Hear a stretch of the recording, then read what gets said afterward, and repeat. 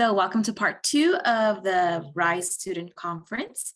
So our next presenter is Rachel Jordan. Rachel Jordan is an avid traveler and culture explorer who holds a Master's of Science in Global Tourism and Sustainable Economic Development from Johnson & Wales University. She works for a small group tour operator, Club Adventures, managing their marketing strategy and building out their brand as they continue to grow. The title of the capstone project is called The Exploitation of Indigenous People in Tourism. Indigenous people have a huge stake in the tourism industry in their homes, from recognizing their home locations, from recognizing their history and present livelihood to acknowledging their past and celebrating their culture. Often, tourism sites are turned into commodities rather than representing the cultures and communities who live in these places. In this project, Rachel explores abstract concepts of tourism spaces and how we can, as travelers, continue to support Indigenous communities in their efforts in tourism. Welcome, Rachel. Hi, thank you. Can you all hear me all right? Good, awesome. Let me share my screen. All right, and I'm assuming you can see it now as well. Just give me a thumbs up, perfect. All right, so like Natalie said, my topic was exploitation of Indigenous peoples in tourism. But before we get started, I was just gonna go through a few things about me. So that was also already covered. But like you said, my name's Rachel Jordan.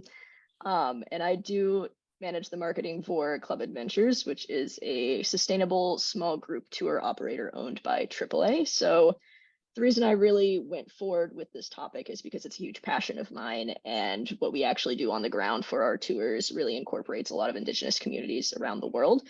So I wanted to bring a little bit of additional light to that topic.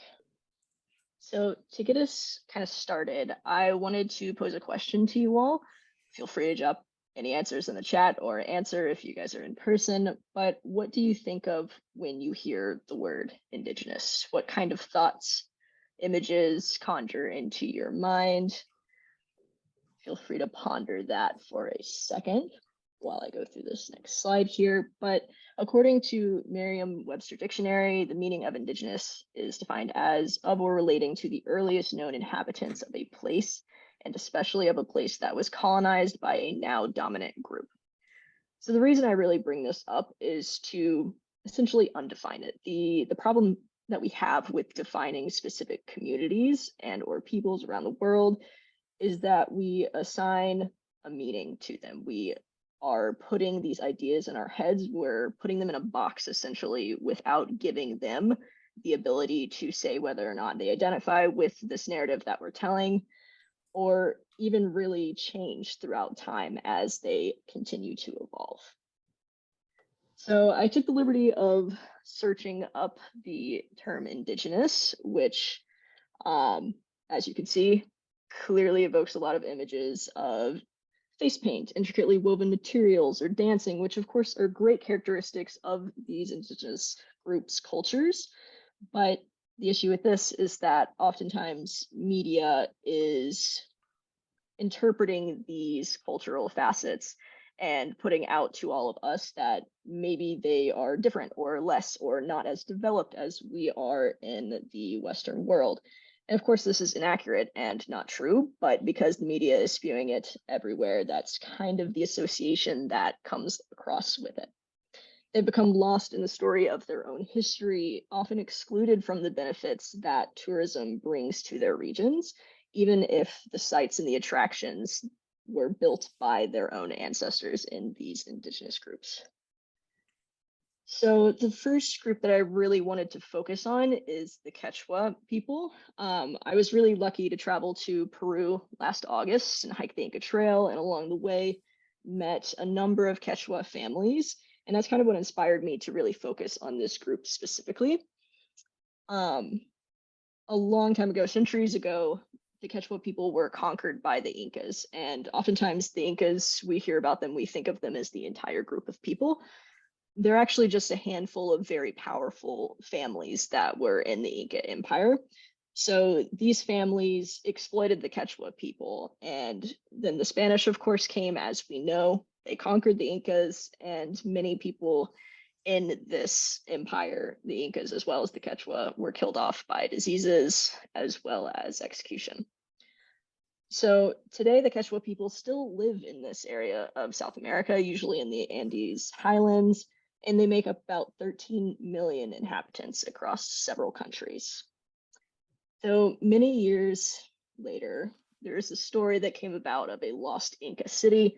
Today, of course, we know it as Machu Picchu, but at that time, it was an area of interest that a lot of people wanted to find more out about and ideally, quote unquote, discover it. And it was actually a Quechua boy who brought Hiram Bingham, the discoverer of Machu Picchu, to the actual city.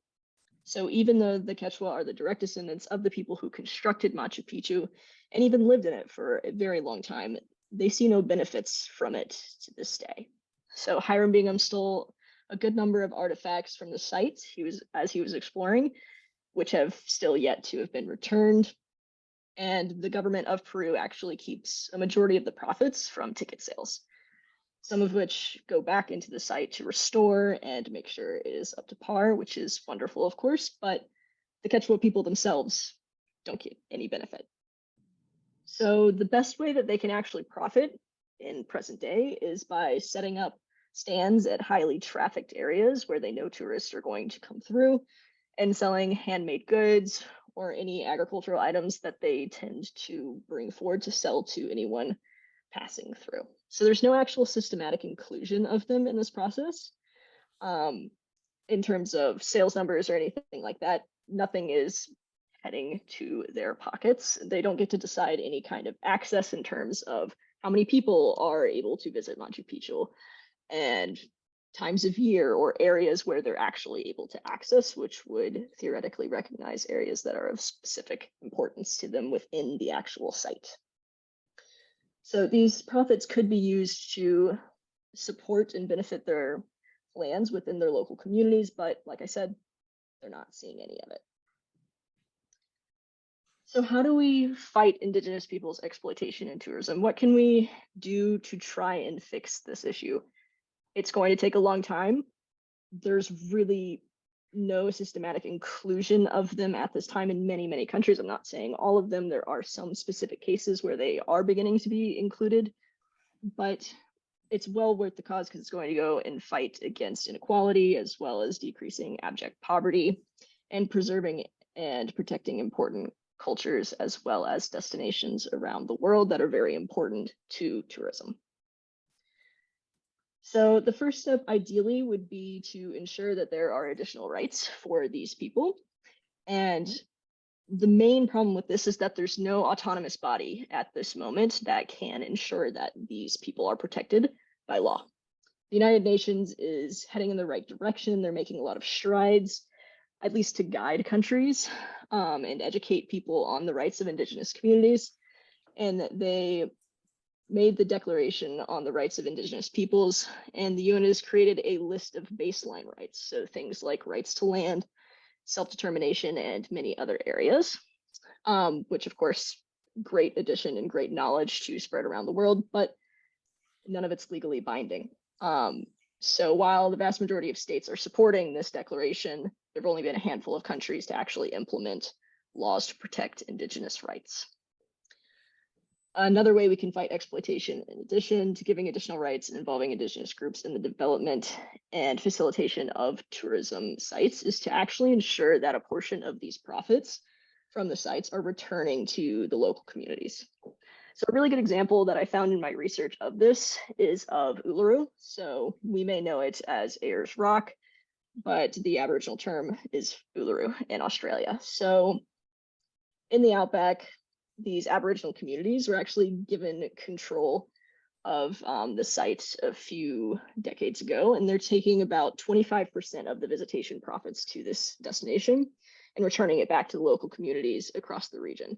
So one of the really fun ways that I found very interesting was that they built a school pool that's open to the public, and it was encouraging people to visit the pool and then also visit school. So say yes to school, say yes to pool. So by having this pool built, they were able to increase the education of the Aboriginal communities as well as literacy in the local community. So that's just a really good example there.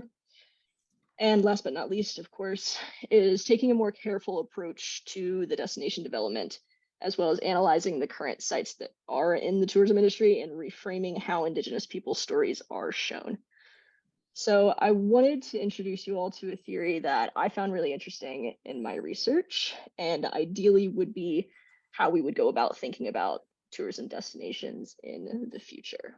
So bear with me, it's pretty conceptual, but the concept of spatiality is really, really important when you have a destination or a site specifically that has a pretty loaded history or cultural association and present day sense. So I want to take where we are currently into account. So for example, the contact zone is where you are currently. You're taking into account all of the feelings, all of the vibes, all of the history of where you actually are. So some of you are in this room, I'm assuming it's somewhere at NYU, and others may be in a bedroom watching this virtually, but every single idea that you have in your own physical space is something that is being taken into account in your contact zone. So when you're in a destination, you're not only physically in that space, but you're getting every piece of history, the atmosphere, the weather,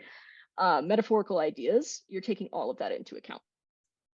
So the contact zone is where the cultural diffusion and education can occur. It's a great place to be in the space of tourism. Third space is also a good attempt, I would say, at allowing a pause in the discourse. So you see this person thinking here, they're taking a step back from everything that's going on, and they're allowing themselves to process the inequalities or issues that are going on in this space and pushing away from any kind of judgment or understanding that they may have to listen to what is actually going on. And last but not least, dead space is not the most ideal area to be. It is essentially the commodification of tourism. So you see here, there's kind of like the stereotypical tourist group that you have waving the flag and carrying around a bunch of cameras. Nothing productive comes from this kind of space. And in reference to Machu Picchu, for example, this is when we think about Machu Picchu as just that Instagram spot. Like people are only going to take that perfect photo. That's the only reason they're there. That's the concept of dead space. So the ideal situation here, we would have all of these different perceptions of the site, such as awe, cultural respect, and history. In the case of Machu Picchu, where the Quechua actually reside and stand and are present today. So in the research, Nagy, Zekmi, and Ryan, as I cited below, they said something that really stood out to me, and that was that we should look at tourism destinations as mirrors instead of photographs. So we're so used to seeing them in this one-dimensional photo, and that's all we kind of think about it. We know what it looks like. We have our perceived thought. If we're looking at it as a mirror, you're seeing everything going on around you. You're seeing yourself in this image. You're seeing all of the people, all of the present day Quechua potentially, and anybody who is in that spot. So you're allowing the culture to evolve in the destination. So you're seeing simultaneously present, past, and potentially future. So that, I think that concept will really allow us to advance the idea behind our biggest tourism destinations while taking into account the progression of Indigenous peoples and anything that they actually want to put out into the world as their own identity. So thank you. Any questions on any of that? I know that was pretty conceptual there, but I wanted to open the floor, see if any of you had any thoughts or questions.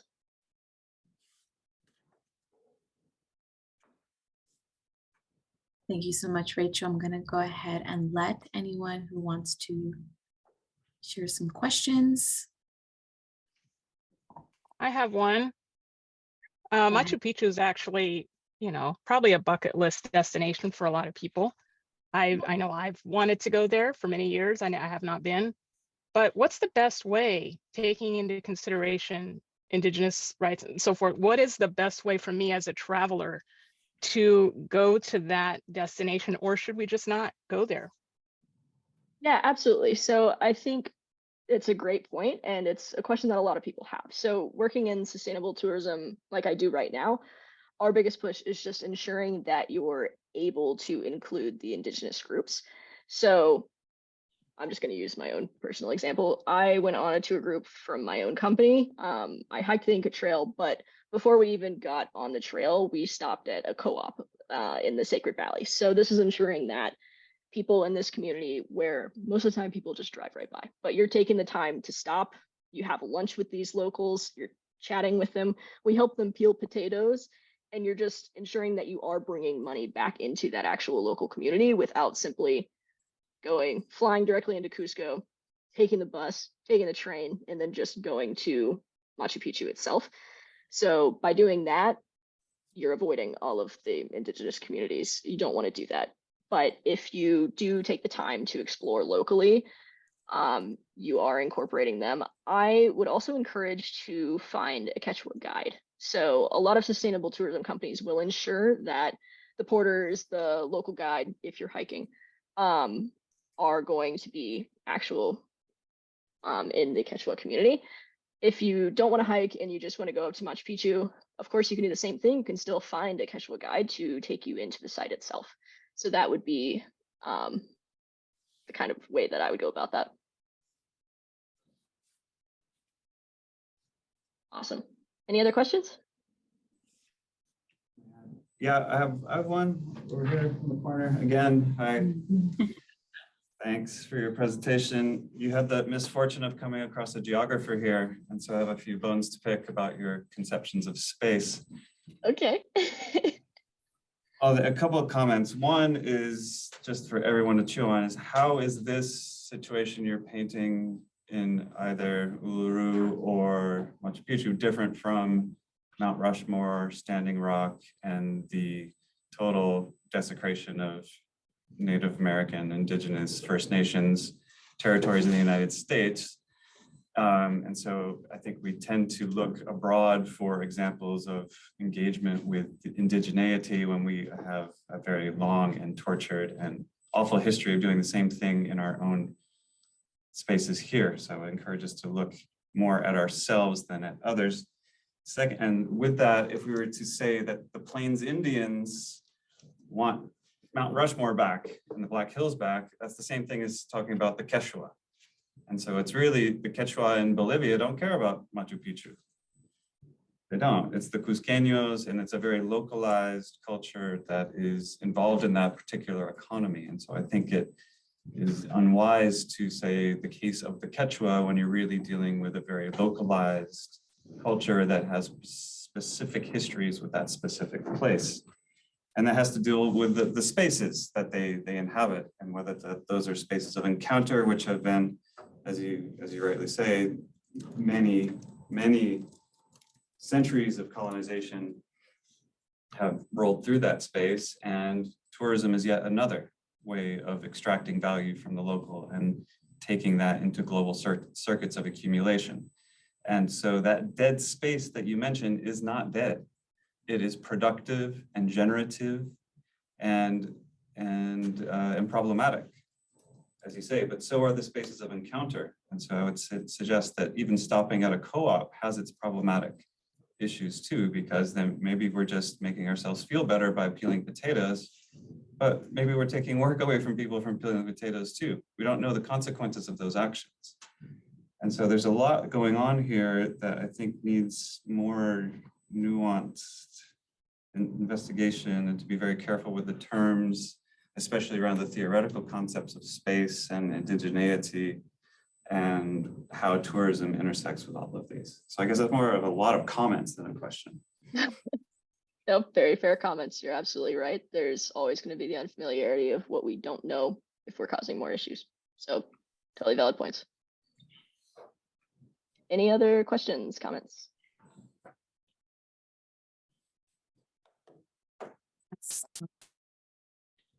Thank you so much, Rachel. Great, thank you. It was a really good presentation. They just keep getting better and better. Thank you so much. We're going to move on to our next presenter, Court Stevenson.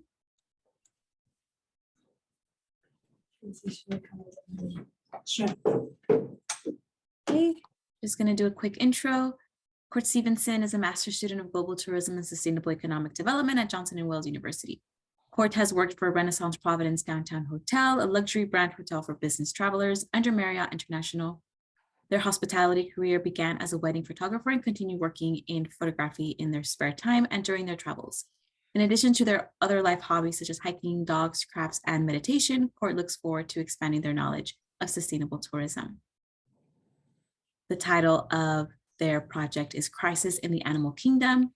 This informational brochure highlights some of the dark realities within the animal tourism industry and provides insights on ways travelers can choose to support ethical and sustainable practices within this industry. There are no internationally recognized regulations on an agreed upon ethical treatment of animals in tourism, and this brochure helps travelers recognize how their individual actions might be causing harm to the animals they are interacting with. Good afternoon, everyone. Thank you, Dr. Lindsay Ho, for inviting me. It's a pleasure to be able to meet you all at this conference. So as mentioned, my project was on the crisis in the animal kingdom. Currently, 1/3 of species are at risk of going extinct, and this is as we approach a mass extinction. And this concept is when species are disappearing quicker than they are being replaced. And there's a history of malpractice within animal tourism, but we have the agency to be able to correct this and bring some change from within. So today we're going to cover animal tourism. I highlight in Oxford's wildlife study, which was the first major study on animal tourism. The United Nations World Tourism Organization Code of Ethics in general for tourism, the need for change within animal tourism, and some suggested solutions within that. So animal tourism, overarching definition, is interacting with wild animals in their natural habitat. This is done either actively or passively. Actively is direct contact, so this is hunting, collection, and those direct interactions. And passively, which is the most ethical kinds of wildlife interactions, and it's observing them in the wild and indirect contact. So some history of this niche industry. There are no regulations at all, as I mentioned, and it's consistently developing. So not all nations agree. There are no universally accepted standards on how to treat animals in a tourism setting. So we must confront our assumptions and perspectives of our tourism favorites, such as like zoos. And I really liked a quote from session 5 in the RISE flagship program, which was, our desire to connect with animals in travels can make us unwitting accomplices to their exploitation. So the first major study of wildlife tourism was conducted by researchers at the University of Oxford's Wildlife Conservation Research Unit. This is led by a team of researchers, but directed by Dr. David McDonald. It was conducted on October 21st in 2015 with the title Conservation and Animal Welfare Implications of the Increasing Demand for Wildlife Tourism. It was conducted in the United Kingdom, and they pulled a bunch of study participants, and they found that between 20 to 40%, averaging in at 30% of all tourism attractions are comprised of wildlife attractions.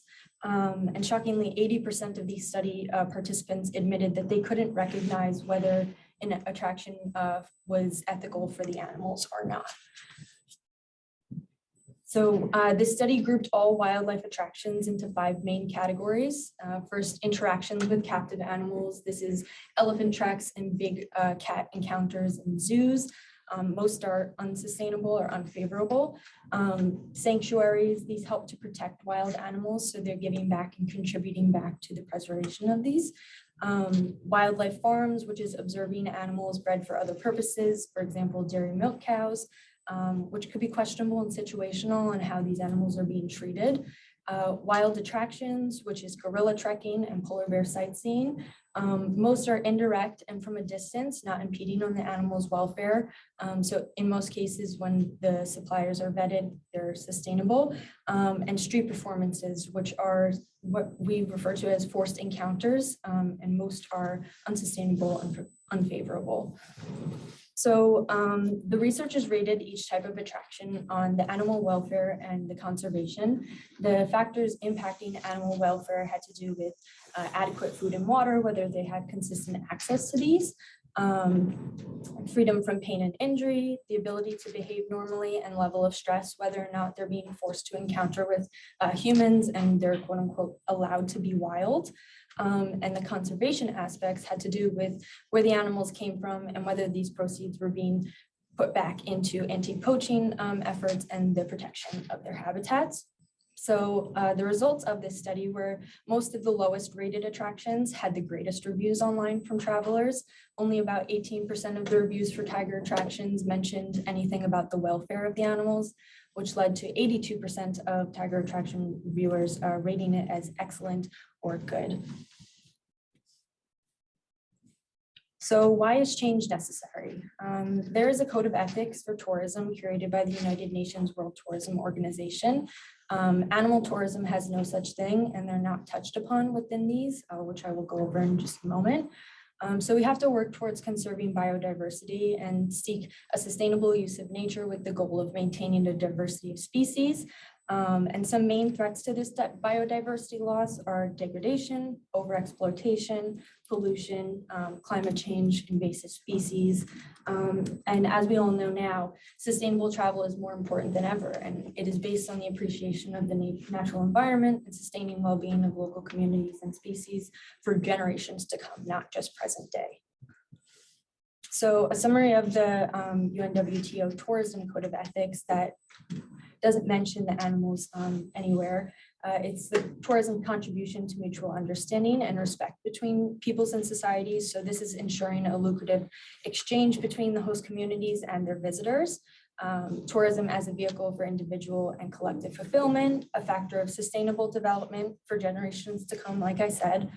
A user of cultural heritage of mankind and a contributor to its enhancement, a beneficial activity for host countries and communities, like I mentioned, that lucrative exchange, obligations of stakeholders in tourism development. So this is holding all stakeholders accountable for their actions.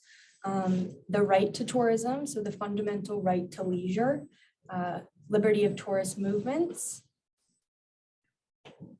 the rights of workers and entrepreneurs in the tourism industry. So this is wage transparency, wage equality, and diversity, equity, and inclusion, and the implementation of all of these code of ethics.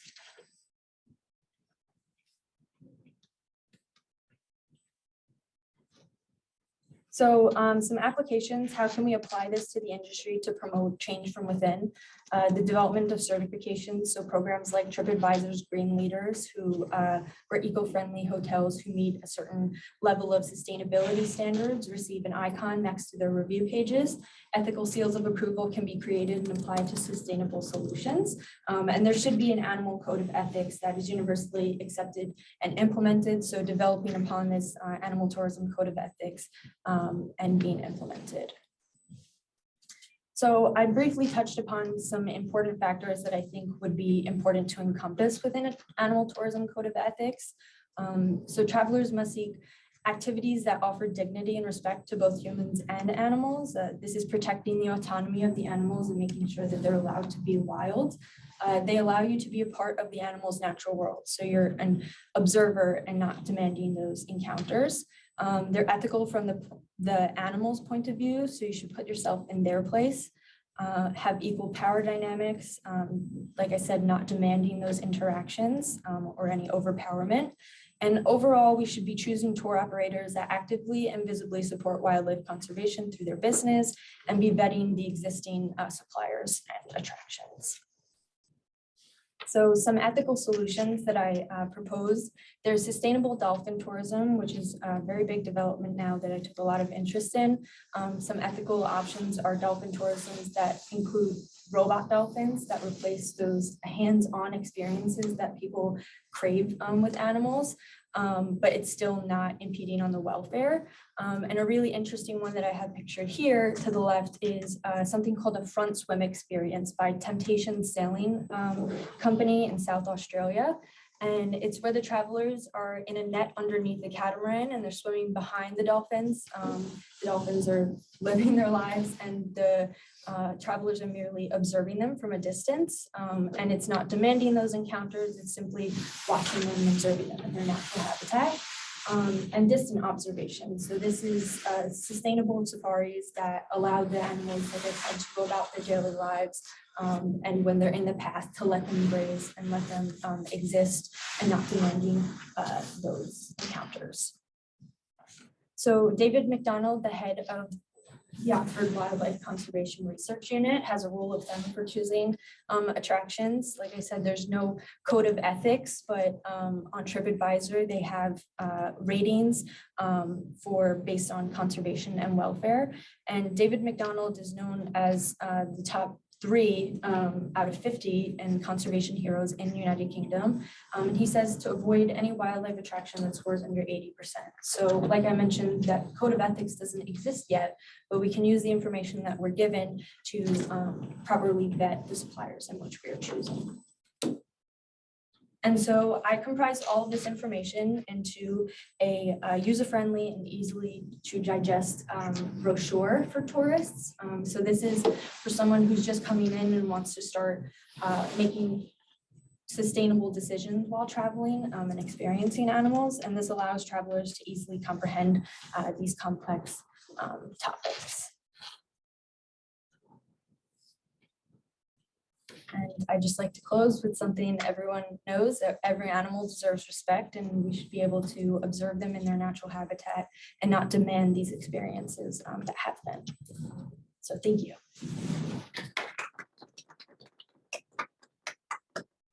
Any questions or comments? I have one question. Sure. If we are on vacation and we see unethical treatment of animals, is there a place that we would be able to report this, or like a foundation that dedicates their time to going to places so that they can, you know, teach people how to ethically like let people come in and tour? So there are sustainable tour operators that have started vetting suppliers. And my biggest advice is, I grew up in New York, it's see something, say something. So the United World Tourism Organization has ways in which you can report malpractice. But like I mentioned, there is no animal tourism code of ethics. So with the development of that, that would provide travelers who, like yourself, see something and would like to report it. And then from there, change can be brought from within. Thank you.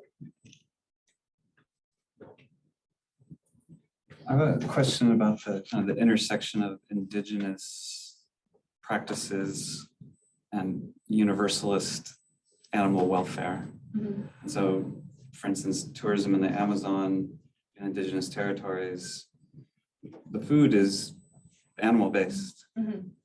And so they're out hunting animals and killing them. Mhm. But that's obviously against universalist Yeah. animal rights practices. How do you suggest we deal with that, those kinds of contradictions? Yeah, thank you. That's a very good point. And I think, like I mentioned, not all nations agree. Everyone's on a different page. And at that, we shouldn't really look down upon people who are like that, because it's a part of their culture and it's a part of their identity. But really just starting the conversation of more sustainable practices and ensuring that there isn't overexploitation or overhunting.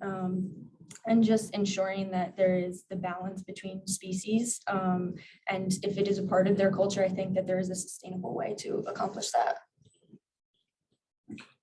Thank you.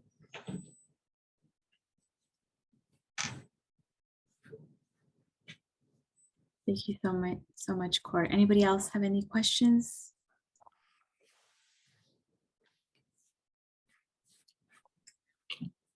I have one.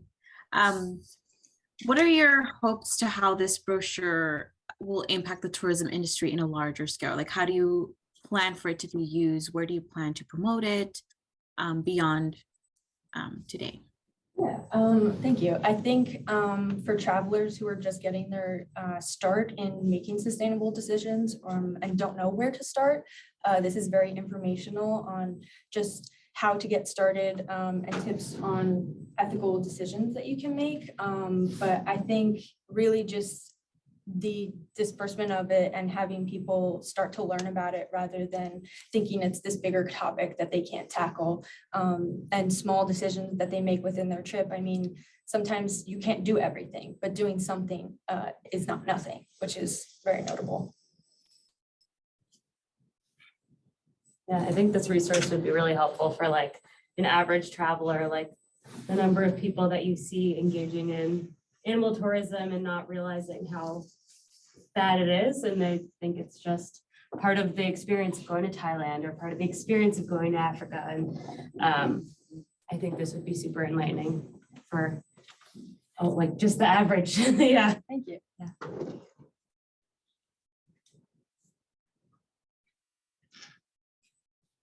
I actually have a question about the TripAdvisor rating. And like, can you go? Do you mind going back to that slide? This one? Yeah. So that Wildlife Conservation Research Unit said that rule of thumb, you can look at the scores on TripAdvisor, but then like who give those scores, like user generated, and how can we make sure that like those tourist opinions are like coming from an informed space, like place, and also like is it the company itself that is like recommending profit making, right? Yeah. So like how do you know, like how can you use that index like as an indicator, in terms like to inform us in terms of like who like what is sustainable and what is not? Yeah, thank you. So TripAdvisor issues those ratings through their own research, but there is the notion that could be greenwashing with the tourism operators just saying that they're doing something and not actually following through with it, which is where I think there is a big opportunity for the introduction of animal tourism code of ethics, where we can start to hold those people accountable and have it be a universal standard, and not just people potentially greenwashing, and at that they're actually taking action and putting back, and then people can trust the travelers can trust those ratings. Absolutely. And I think Tourism Cares is a good place to look, because I think like they do collaborate with Animal Mondial, and they are working on like like standardizing these or maybe like drafting codes of ethics that like tourism businesses can use universally. Yeah, I was actually just introduced. Vinci? Hey, Tiffany. Oh, hey, Steph.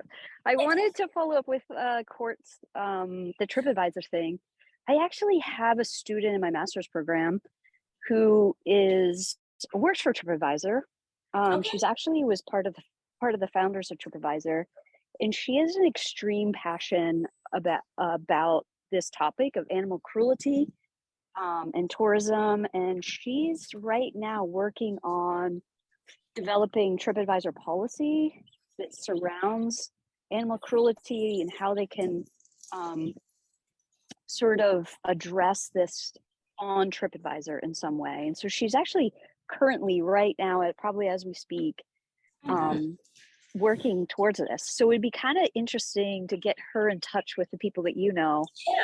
you know what I mean, and can help out in that regards, because TripAdvisor would be a fabulous place to help the average. And they're tourists, so right? influential, right? Like everybody looks Yeah. up things on TripAdvisor. So like it would be, I mean, it's really, really great to hear. And yeah, like possibly we can connect all these people and work together. Like form partnerships.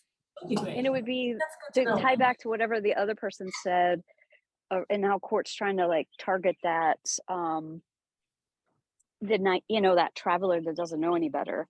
It's like that they all go to TripAdvisor, right? It's like the perfect place. They all go there. So Yeah. it'd be a great. Anyways, I just wanted to add that just because you brought up TripAdvisor. So Oh, good. Yeah. Thank Okay. you. Thanks, Steph. okay, bye bye. Awesome. Great. Okay, this was wonderful. Thank you so much, Court.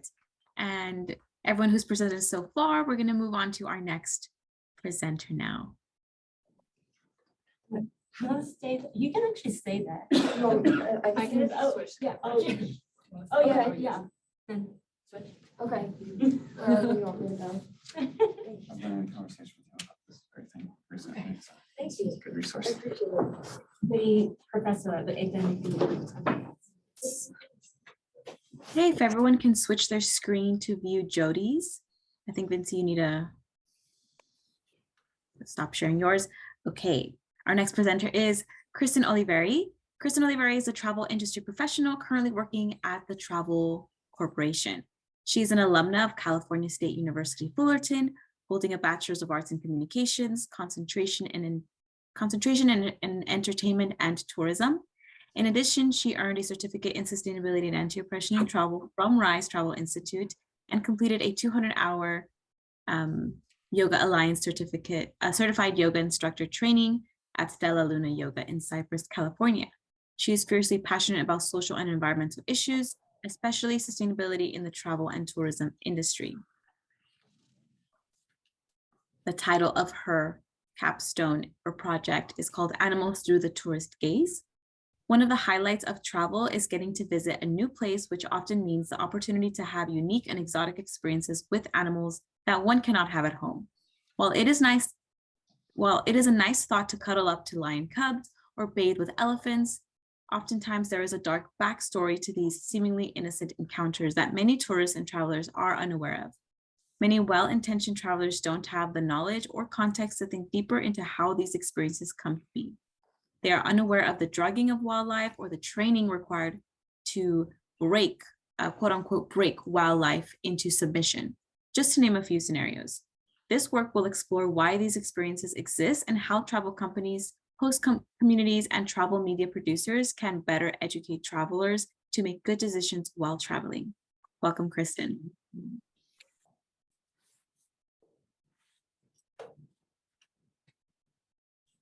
Whoops. Hi, thank you. Oh, where does it go? This one. Oh, that's right. Sorry. There's like Zoom here, Zoom here, Yeah. Zoom here. Thank you for the introduction. Nice to go after court after your great presentation, and I guess we'll kind of be playing off some similar points, so that's exciting. Let me share my screen here.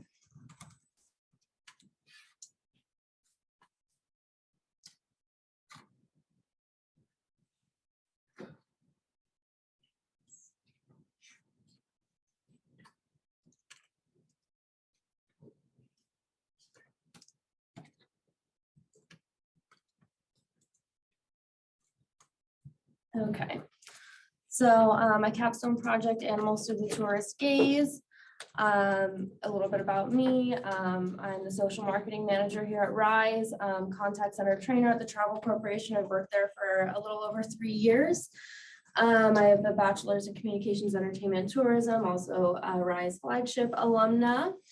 I was in the February 2022 cohort, and I was very passionate about the work Rise does. It was something that I always just something that I always wished to exist, and then I found Rise, and so I decided to keep going and become a volunteer after I finished my my certificate. Yeah, also thank you everyone for being here.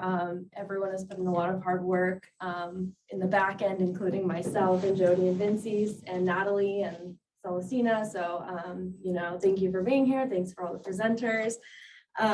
Anyways. My topic outline. So first, I almost don't even need to go through an intro to wildlife tourism now because Cora did that for me. And then after we talk a little bit about that, we're going to go through the media perpetuation of animals in tourism and human-animal relationships and traveler attitudes while traveling, which someone else also talked about a little bit earlier. So I'm excited about that as well. And then some solutions to these issues at hand. So starting off, animals in tourism, the United Nations World Tourism Organization defines wildlife tourism as referring to the observation and interaction with local animal and plant life in their natural habitats. For examples, riding elephants, volunteering with animals, zoos, sanctuaries, safaris, etc. There's a huge demand for animals and tourism and wildlife tourism. It's not a niche market. It's something that's very natural. We want to have relationships and experiences with animals. According to the United Nations World Tourism Organization, 7% of world tourism relates to wildlife tourism, and the segment's growing annually at about 3%. Also, according to the Journal of Ecotourism, they reported in a survey a survey of international visitors indicated that approximately 67% specifically stated that they wanted to see wildlife during their visits. Okay. So after that, now we're gonna kind of explore how travelers show up when they're traveling and their attitudes toward wildlife. So we talked a little bit about how many travelers are unaware. They really just don't even know, you know, something that seems completely ethical and normal may actually not be. So our first initiative there is to really just educate. But I did also find some research as well about cognitive dissonance and an attitude behavior gap. So, you know, when you're traveling, I think many of us are probably have done this before, where you know better than to do something, you know that it's not maybe the best thing to do, whether it's, you know, not bringing along your reusables or something that just doesn't sit right in an experience, but you're traveling and you're on vacation and you just want to relax and you don't want to think about it. And it's easier to just put it out instead of, you know, doing the right thing. So those are a few different ways that travelers show up when they're traveling and using wildlife experiences. So another thing that I really want to talk about here is, you know, as a communications major, I learned a lot about media when I was in college, and the way that the media perpetuates human-animal relationships and how it's portrayed in the media. We see, you know, celebrities and influencers engaging in unethical activity when it comes to animals. I found multiple pictures of the Kardashians riding elephants. You know, that's obviously something that was really common probably 10 years ago. Now most people know riding elephants is not great, but I mean, we also see the pictures in various destinations where they're drugging animals so that you can take pictures with them. You know, and I remember one time I actually had a friend who was going and she was like, I'm going to Mexico and I just want a picture with a little lion cub. And then she came back, she was like, I know that lion cub was drugged off its butt, but like, I just wanted that picture and I wanted to cuddle with it. And I was like, okay, you know, but that's all perpetuated in the media, right? We see so many friends in our Instagram feeds or celebrities or influencers engaging, and, you know, people want to be like them. There's also a lack of context for animal experiences in a lot of media. For example, the Tiger King, you know, we see the Tiger King and we see all these people with all these tigers in their backyards in the South or, you know, in the United States. And you're sitting there and you're like, they're caring for the tigers, but something's not sitting right. But if you're not thinking that critically, if you're not, you don't have a background, then, you know, you're seeing that they're cared for, but are they really cared for? Like, there's just no context there to really think further about what, like, you know, what does this actually mean and what is the actual impact of this? You might think it's normal, essentially. So how can we go about this? I do want to put a disclaimer here that there's other ways to change, you know, these issues. policymaking partnerships, traveler education such as RISE, and standardization across the industry. But I'm looking at this more from a communications and a marketing media perspective.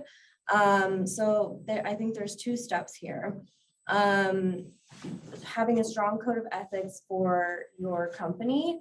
What does your company stand for, and how does this show through your brand or company? So thinking from a marketing perspective, what are the marketing materials that you're putting out there, and are these put through a code of ethics that work alongside ethicality, especially when it comes to animals? And then measuring those marketing materials that you either have already or are creating, and measuring them against your code of ethics. So it's important to have your own company code of ethics, because every company is different. I mean, I work at the Travel Corporation, like we said, and they have a family of 40 brands. A code of ethics for Kentucky is going to look different than a code of ethics for Insight Vacations. It's different markets, different brands, different values. That's going to look different across the board. So, you know, using your code of ethics to create marketing materials that align with these ethics, and really thinking intentionally and critically about what you're putting out into the world, and what message that sends to unassuming travelers. I do also want to state before I go past this, you know, destination marketing organizations and management organizations can also create strong marketing materials around their destination or in their destination, because they're the local voice and they really know what's going to be good for them. And so, you know, once you're on the ground, let's say you didn't have time to do your research previously, you're there, and if they have marketing materials available or social media or something, then you can go ahead and, you know, look this up and see what's going on in Thailand, for example. Like when you're in Bangkok, Thailand, what do you need to look at in order to be aware of what's going on? Cool. So what does good look like? I have a few examples that I'm going to put here. The first one is the Tread Right Foundation. Obviously, I work at the Travel Corporation, like we said, but I really admire the work that the Tread Right Foundation is doing. It's the nonprofit for the Travel Corporation, completely funded by the brands. They do a really good example of putting out materials that are really easy to use. So for example, the do's and do nots of animal encounters, this is available on their website. Do's and don'ts on their Instagram with more context in the caption here.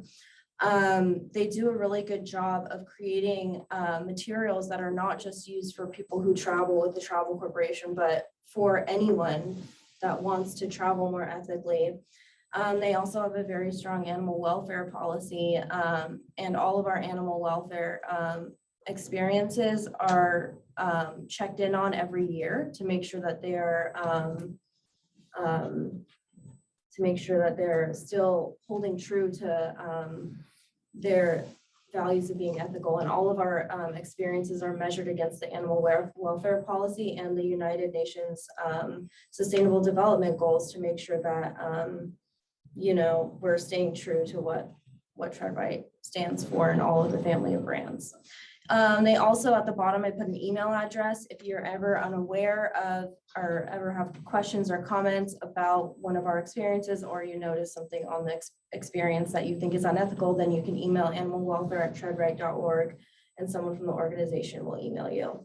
So I think this is a really strong example of a travel company, a tour operator that is really pushing the bounds of what a company can do to make this industry better, not just for our brands, but for everyone. Obviously, Animal Mondial, our partner at RISE, they just published the Nature Positive Travel and Tourism Report and Toolbox. So this is basically just giving case studies. The first section of the report is all about how governments and campaigners can implement this, and the need for nature-based tourism, and how we can ethically do that in a nature-positive way. The second part of it is for businesses. It has, I put an example here. This is one of their frameworks for travel and tourism companies that's in the report to measure and start to really look at a nature positive way of operating. And lastly, I wanted to give a shout out to Meta here and also a little bit of criticism. If you go to a hashtag like elephant riding or sloth selfie, this little pop-up comes up here: protect wildlife on Instagram. Animal abuse and the sale of endangered animals or their part is not allowed on Instagram. You're searching for a hashtag that may be associated with posts that encourage harmful behavior to animals or the environment. So I think that this is very interesting. Instagram is kind of taking a stand on it. And you know, if you immediately go to search one of these hashtags, then you're going to see this. I think we can take it a step further. I know you see on the other side of the screen, there's some COVID-19 vaccines, and you're probably thinking this is about animals. But if you see here, we have some little banners that are coming up when someone posts. I'm sure you guys have seen these. If you mention anything about COVID or anything about vaccines, whether it's a story, whether you're going to a hashtag, or if they just deem the post as having this will come up. So I think that we could even go a step further where if there's a photo on your feed that has someone holding a lion cub or something similar, then this will come up. And then it's immediately, you don't have to, not everyone is going to these hashtags. I know quite a few people that didn't know that this existed, and I didn't know it until and I read an article about it. So, you know, we can take it a step further with these, that if you click on it and it links to somewhere else. So a few final thoughts. Wildlife tourism isn't going anywhere. It's not bad inherently. There's just some bad practices that we can move away from to create ethical, animal, and autonomous wildlife tourism. This work is best done in coordination with locals and the destination in question. So we can't just sit here and think that we know better than someone else in their own home. For example, elephants in Thailand, you know, these elephants were used for logging, and then the logging became illegal. So then they started using the elephants, which are their livestock, for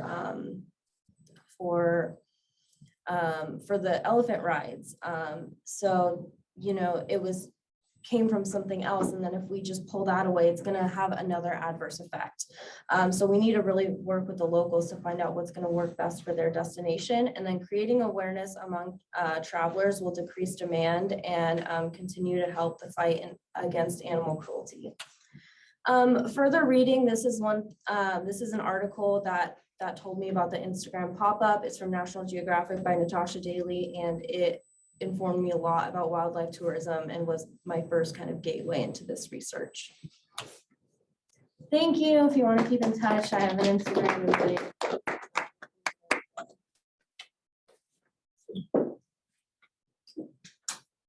Thank you so much, Kristen. I'd like to open up the floor to see if anybody has any thoughts, comments. Oh, we did have one question come in the chat box. I'll read it now. Heather Cassell asked, what are your suggestions for travel writers on press trips that involve animal tourism or experiences that include animals in covering the experiences? I need to look at this. Hold on. I'm just going to bring up the chat right here. I mean, I think that this is something where you can really, if you're going on a press trip, I'm assuming that it's kind of funded by some sort of media organization. Ask questions to your media organization and really dig deep into, you know, what their values are and what code of ethics that they're using to really vet the experiences that you guys are taking part in, and you know, what is their knowledge, where are they getting this from, how did they find this, and just asking those questions and being really critical.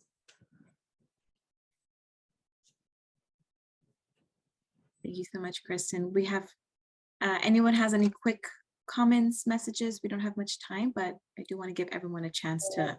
Okay, so I assume you're going to ask me a question.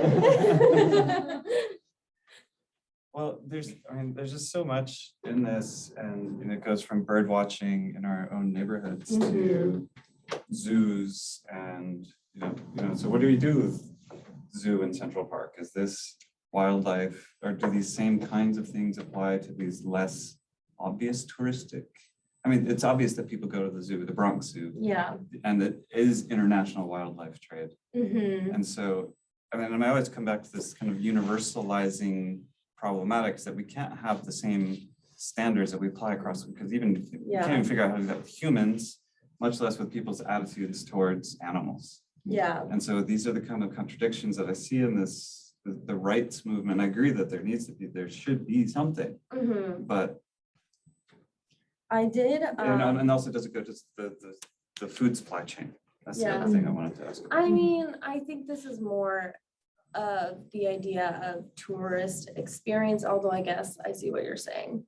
I do want to say though, in regards to like the zoos and such, I meant to talk about this when I talked about Tread Right, is that they have these 5 domains of animal welfare that they talk about on the website, which is nutrition of the animals, access to sufficient, balanced, varied, and clean food and water, environment, comfort through temperature, substrate, space, their environment, their health, their behavior, mental state of the animals. And I think that for those that are in zoos, if they're already in zoos, I think it's mostly about just taking care of them. And I think that, like we could talk about Disney's Animal Kingdom, which I've done a lot of research on. They're doing great conservation efforts, and they go leaps and bounds to make sure that these animals are not only taken care of, but that they're stimulated, So I think it's mostly just looking at the animals and then putting a stop to, if anything is unethical going on, or if, they're. Well, people make money on non-ethical practices all the time. This is why we have sex tourism and all kinds of things. So All the yeah, answers, it's Chris. what? I should have all. Yeah, I thought it was interesting how you said, like, if everyone boycotts, elephant riding, they're going to come up with something else to make up that money because it's become such an tourist industry moneymaker. And they're going to need to fill that gap with something else. And oftentimes it could be just as bad. This is also something interesting. I see that we're going over on time, but in the Natasha Daly article that I put in there, she actually talks about how there's a sanctuary in Thailand that's owned and has the same elephants that are in the shows that are also in these sanctuaries. And it's just like a fake sanctuary for Western tourists because they're not going to do that. I think that's in the last tourist documentary. Oh yeah, I haven't watched that yet, but yeah, I don't know. I think that we can start with really just educating folks and pushing them to make it easier to be ethical and working with locals to figure out what's going to work best for them. That whole conversation about like animals in captivity used in tourism and like, wildlife tourism is like basically 2 separate conversations. That is true, yes. All right. Thank you, everyone. This is such a complex issue. We can go on and on, unpacking this, but we do have to move forward. So we are going to now introduce our next presenter. Thank you so much, Kristen. And now we have Emily. So Emily Ehrman is a graduate student of global management with an emphasis in sustainable tourism. After being afforded several opportunities to live and work abroad with both the Peace Corps and Fulbright, Emily realized her passion lies in emphasizing the power and impact of sustainable and ethical travel. She aspires to provide consulting services to tourism and hospitality organizations to assist them in playing an impact role in the travel industry. Hi, everybody. Thank you so much for having me here today. Can everybody hear me okay? Yes. Hey, Emily. Yeah, perfect. Emily, Hi. did you want me to read your abstract or you want to just go ahead and jump in? Oh, sure. You can go ahead and read it. Sorry about that. I'm so excited for No, that. it's okay. Actually, go ahead and jump in that way. Okay, perfect. So I'll be discussing gentrification specifically in Moroccan Medinas today. So historic tales and the lives of generations of Moroccans have been held safe and snug in Medinas for hundreds of years. But as tourism increases and foreigners flock to Morocco for the exotic experience that they crave, gentrification has picked up speed and strength. So as locals lose their grip on the Medina life that once was, foreigners curate inaccurate views of their destination. And while the tourism industry can be powerful for people and businesses of Moroccan Medinas, the power can quickly disrupt the life of locals. So how can tourists and travelers of the Medinas experience Morocco, but still take a stand against gentrification? So I'll begin sharing my screen now. And I have tons of information packed in, so I'm gonna cruise pretty quickly through this. Alrighty, let me start my timer. Okay, so we covered what I'll be covering today. I wanted to, I want to hop back to this, and I wanted to mention that I was a recipient of a scholarship for both my RISE course and also of the first experiential journey in Guatemala this past August. So I wanted to thank RISE and everybody who had a hand in that, because both the course and the experiential journey were extremely formative experiences for me. And thank you so much for allowing this to happen. So I'll go ahead and jump into my presentation. I wanted to cover a couple of keywords that I will be using throughout the presentation, just to make sure we're all on the same page. So first, the word Medina is an ancient urban center originating from the Arab Muslim traditions and history of the country. And mostly I'll be focusing on the Marrakesh Medina. So in general, it is a walled portion of the city, of course, with plenty of exits in and outwards. And within that Medina are hundreds of riads. And a riad is an enclosed garden or courtyard. It's maybe a square or a rectangle inside of a house with several bedrooms, several living spaces, room for plenty of people to live. And the word riad has become synonymous with the word guest house, which I'll discuss exactly why that's become synonymous within my presentation. And then finally, I wanted to make sure we were all on the same page with the word gentrification. And gentrification is when an economically disadvantaged urban area is altered, changed, beautified, redeveloped to include new housing, new businesses, and in general, this tends to raise prices on things and push residents and inhabitants of the area away from where they have lived for who knows how long. So I wanted to give everybody a second to look at these pictures, all from Marrakesh, and think about what you imagine when you picture Morocco or Marrakesh, or if you were planning a trip, what would you expect to see or experience? So if you're imagining vibrant textiles or narrow alleyways, spice markets, camel rides, you're not alone. That is typical, and that's what many, many people are imagining and experiencing when they're thinking of Morocco. So why are there so many foreigners flocking to Morocco for both tourism and even just immigrating there? The first is one that I kind of just showed you in this picture here, and that's the idea of an exotic oriental experience in Morocco. So in the 90s, a French advertisement company called Publicis was actually commissioned by the Moroccan government to create a campaign, a tourism campaign. In French, the poster is right here in the corner, but in English, it's Morocco, dazzling of the senses. So this is an idea that Morocco itself is really selling. It's making it an attractive place for artists, creatives, and people who are looking to do soul searching or trying to find themselves, trying to put themselves in a new setting or new experience. Additionally, the mild climate of Morocco. So many of the people who are traveling or moving to Morocco are coming from Europe. That's a big place where a lot of the people are immigrating from. Most of Morocco experiences a pretty typical Mediterranean climate. So that includes mild, wet winters and hot, dry summers. So comparing the winters or summers of maybe Scandinavia, where there's a lot of snow, or really hot, humid summers, Morocco has a pretty attractive climate for a lot of people, and they enjoy that. And then finally, the comparatively low cost of living. Of course, I say comparatively because what's low to you might be different from low to me, to someone from Morocco or France or wherever.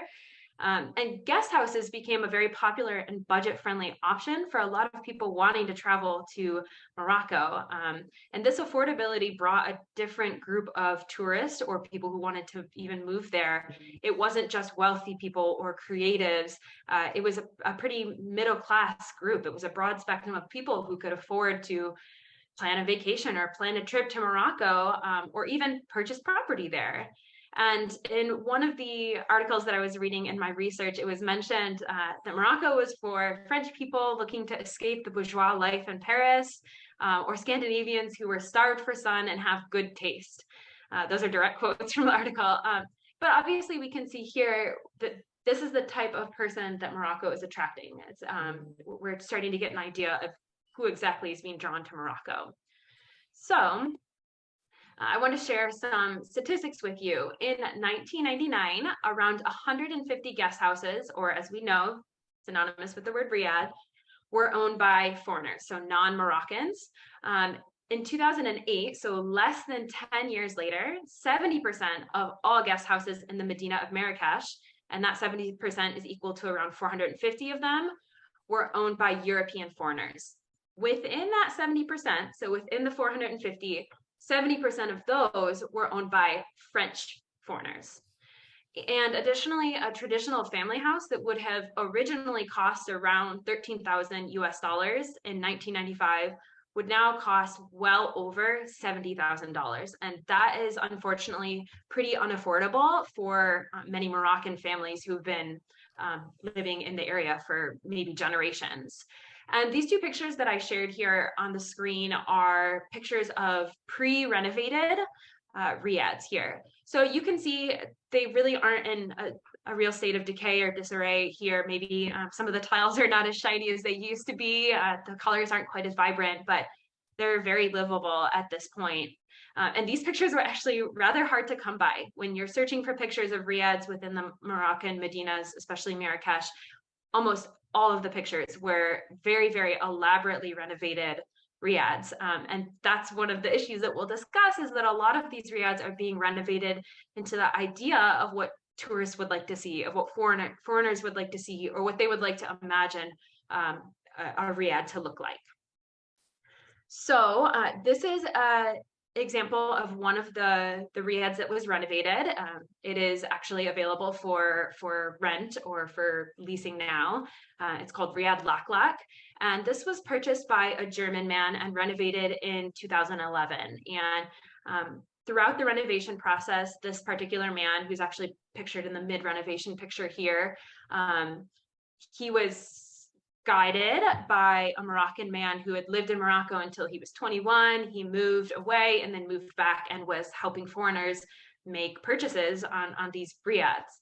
So this particular Riad Laklak is actually two separate riads connected by a rooftop terrace, and it's enormous. Between these two, it can sleep up to 40 people. So this is marketed for like corporate retreats, yoga retreats, or really large travel groups. And it would be approximately 6,000 euros for these 40 people to stay here for 3 nights. So if you're splitting 6,000 euros up between 40 people, this might actually be pretty affordable for people within this group. Of course, depending on where they're from, depending on their travel budget, it's different for everybody. And the reason that so many of these purchases have been made by European foreigners is because when Morocco was under the colonial rule, French administrators actually built like a new town, like a new city right outside of the walled Medina. And these Europeans started building villas and apartments that were much more modern than what was inside of the Medina. And it started actually drawing Moroccans out of the Medina as well.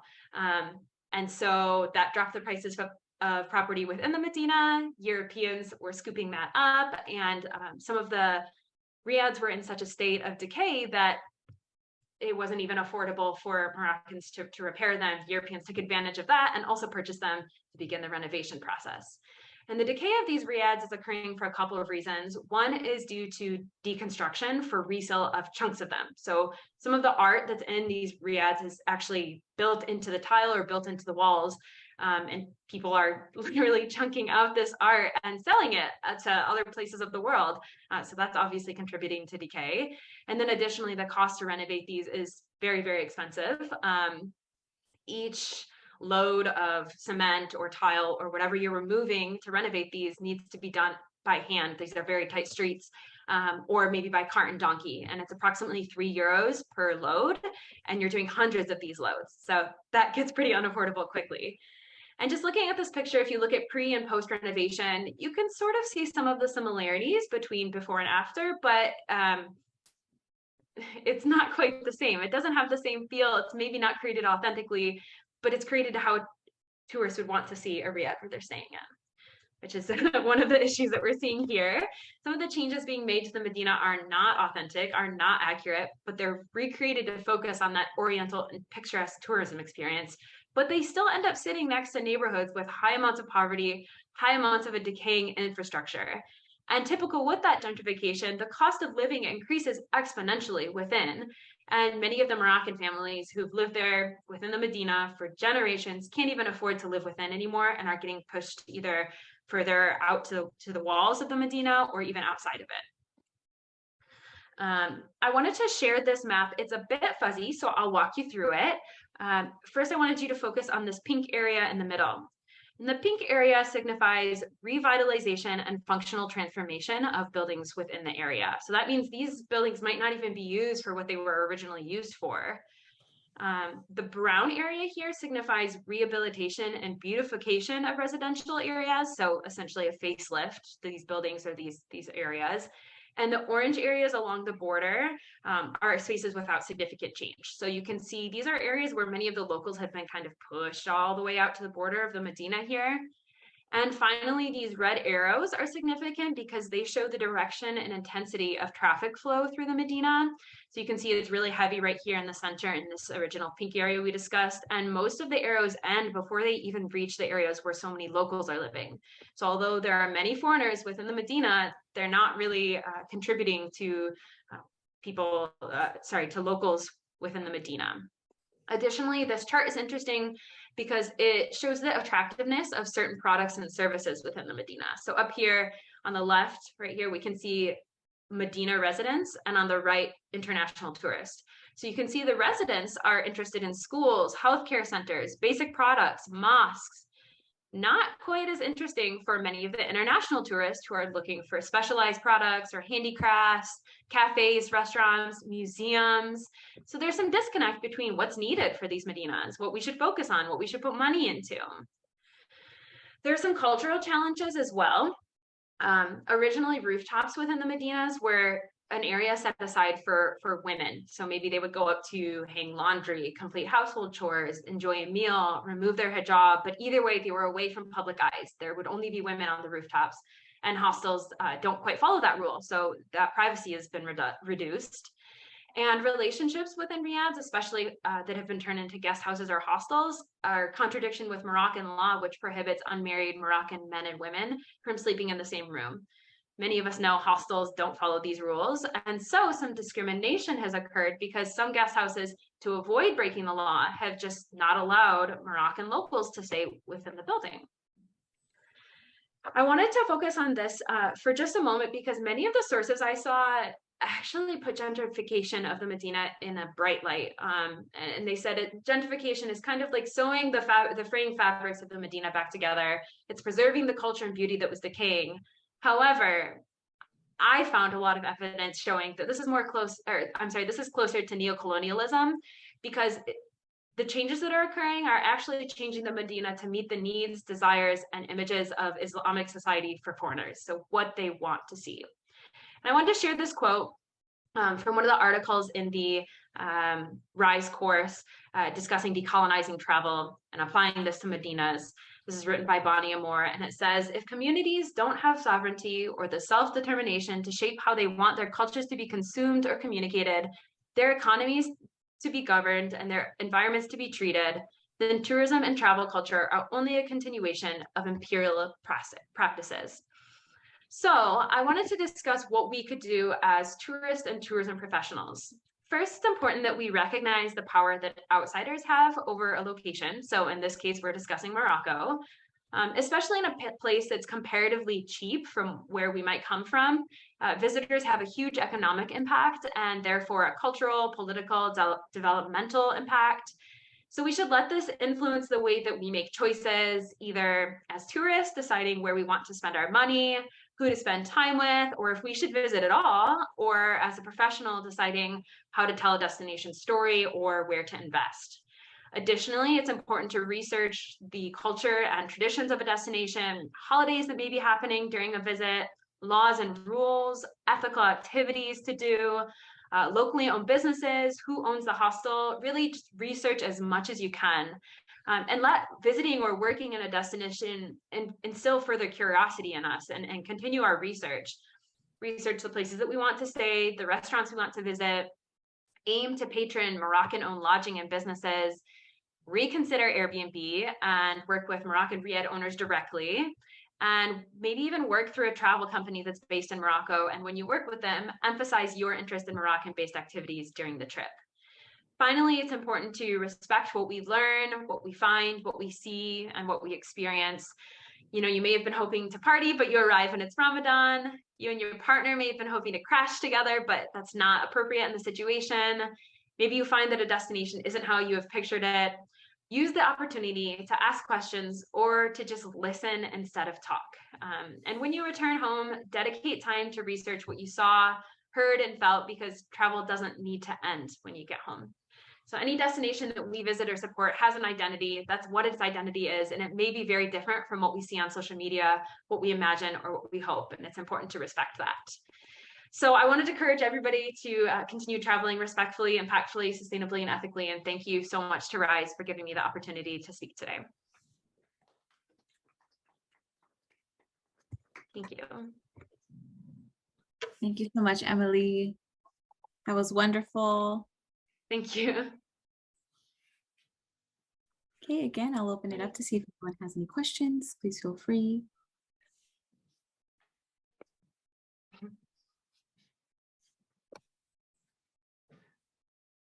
I'll go again because no one else is. Okay. Okay. Thank you. Very interesting and well considered. I've written about gentrification in context of Rio, and there's never just one gentrification, right? There are different forms of a gentrification, who's driving it, and how it's working through. So I wonder if you could talk about that, if you see different forms of gentrification happening in your experience there. And I would also suggest that it's not a question of whether or not it's gentrification or neocolonialism, but that gentrification is neocolonialism. And that there is a spectrum that we should work along instead of having these either or questions. And the literature does this all the time, and academics are quite stupid in this way, in that they want to have their either or, they want to fall on one side of the debate or another, but it's actually much more complex, because gentrification also has its enablers in the local community, as you mentioned. There are Moroccans who are benefiting from this and maintaining the socioeconomic divides pre-existent in the Medina through the process of gentrification. And so it's not just, oh, these dirty French are coming back again with their colonialist practices, but they have local enablers as well. And I wonder if there's a way of understanding who owns the real estate, or mapping the real estate networks, the Moroccan real estate networks, to understand how those are extracting also money from the foreigners. And then also looking at the labor that is financed in these reconstruction projects. Because if that German guy didn't arrive in 1985 or whatever to spend 100,000 Deutschmarks, he hired local labor. He has to hire local labor. He has to use local materials. And so these investments in nominal gentrification projects also have positive economic reverberations, at least in the short-term employment. And so I'm just going to throw a bunch of those observations on your plate there and see what you do with it. No, yeah, that's okay. Actually, it's interesting. I wanted to clarify that I have not been afforded a visit to Morocco yet. And I did this project because I'm so interested in visiting. It's a place that I really dream of traveling to. And as I have been researching the places where I might want to stay, what I might want to do there, it's been very confusing, because some of the information that I've been finding is that Morocco is really, yes, bring more foreigners in, This is great for us because our tourism industry is booming. Now we are part of mass tourism, for better or for worse. And I agree. I think that that's with any case. It's kind of like what Kristen was just discussing in her project, where even though animal tourism has its downsides, there are people who make their whole livelihoods on this. And, if it's a Thai elephant sanctuary that's not really a sanctuary at all, there are still people who have their whole livelihoods on this. So I'm not sure if that I know there wasn't really a question, more just a discussion, but this was a very, I don't want to say confusing because it was also enlightening, but throughout my research, I found myself flip-flopping back and forth between, well, maybe this isn't such a bad thing. Maybe it's actually really terrible. Maybe it's short term, maybe it's a long term. And I think that is not unique to this destination. I think that's almost any tourism issue. It's all the above, right? It's bad, it's good, it's international, it's local, it's generative, it's extractive. And so you have to deal with that. And, you know, having been to the Medina several times and across a couple of different decades, it has changed and it's much more touristed. And as you show that map of where the tourists are going, I would also be careful of the interpretations and where that data is coming from, and whether just having foreigners circulate through your neighborhood is a good thing.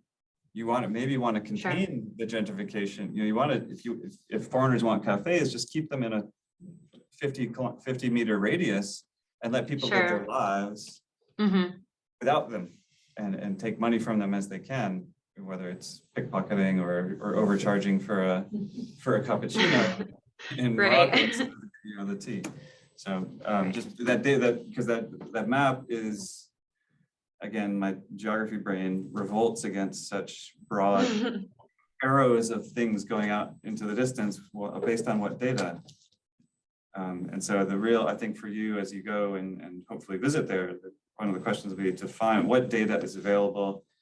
There's a great website called AirDNA that maps short-term rentals and how that's changed over time. So it sounds like I'd love to look at that. I would love to look at that. I see there's another question in the chat. That's actually my partner and he's in my apartment, and I realized that we're a little bit behind. So I'll respond to him and I'll also respond on the chat so I can share that answer. But thank you all so much for giving me the opportunity to present today. Thank you so much, Emily. Yes, you can also go in the chat box and answer if you wish. We're going to move on to our next due to time. We want to be respectful of everyone's time. So our next presenter is Sarah Besser, recently completed her master's from Johnson & Wales University for Global Tourism and Sustainable Economic Development. Before her master's, she attended Boston University for Hospitality Administration. Currently, Sarah is working for Elevate Destinations as an associate manager of social impact travel, and she is working for Global Family Travels, doing operations and customer support. And her project title is 11 Tips to Get Started as a Sustainable Tourist. This booklet covers 11 different areas of tourism, from topics taught in the Rise Travel Institute flagship program and the Global Tourism and Sustainable Economic Development Master's Program at JW Johnson Wales University.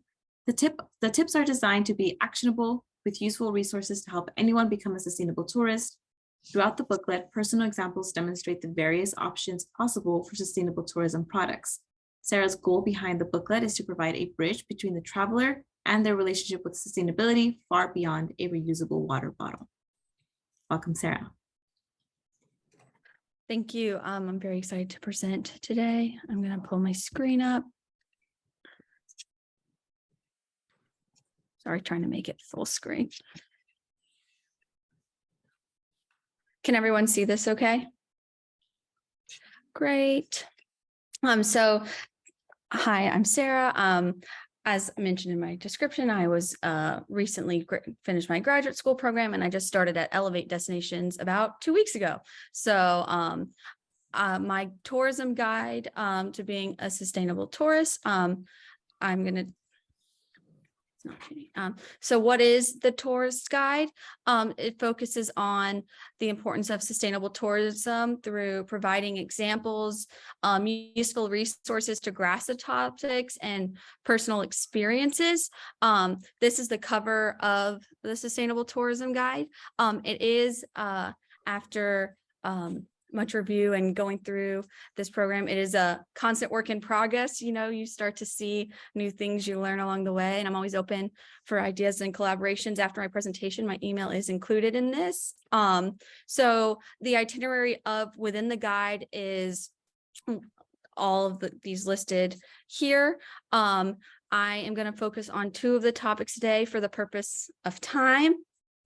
So I'm going to talk about ethical decision-making and volunteerism and provide some examples and some cool resources to implement different sustainable tourist actionable items and tips. So what is ethical decision-making? As we're all industry professionals, we all know that it's about shopping locally, staying local, empowering a positive community impact, and understanding the impact you have on the community. So at my part-time job at Global Family Travels, we run a trip to Costa Rica where people are able to plant trees in the rainforest to offset their carbon emissions from their flights.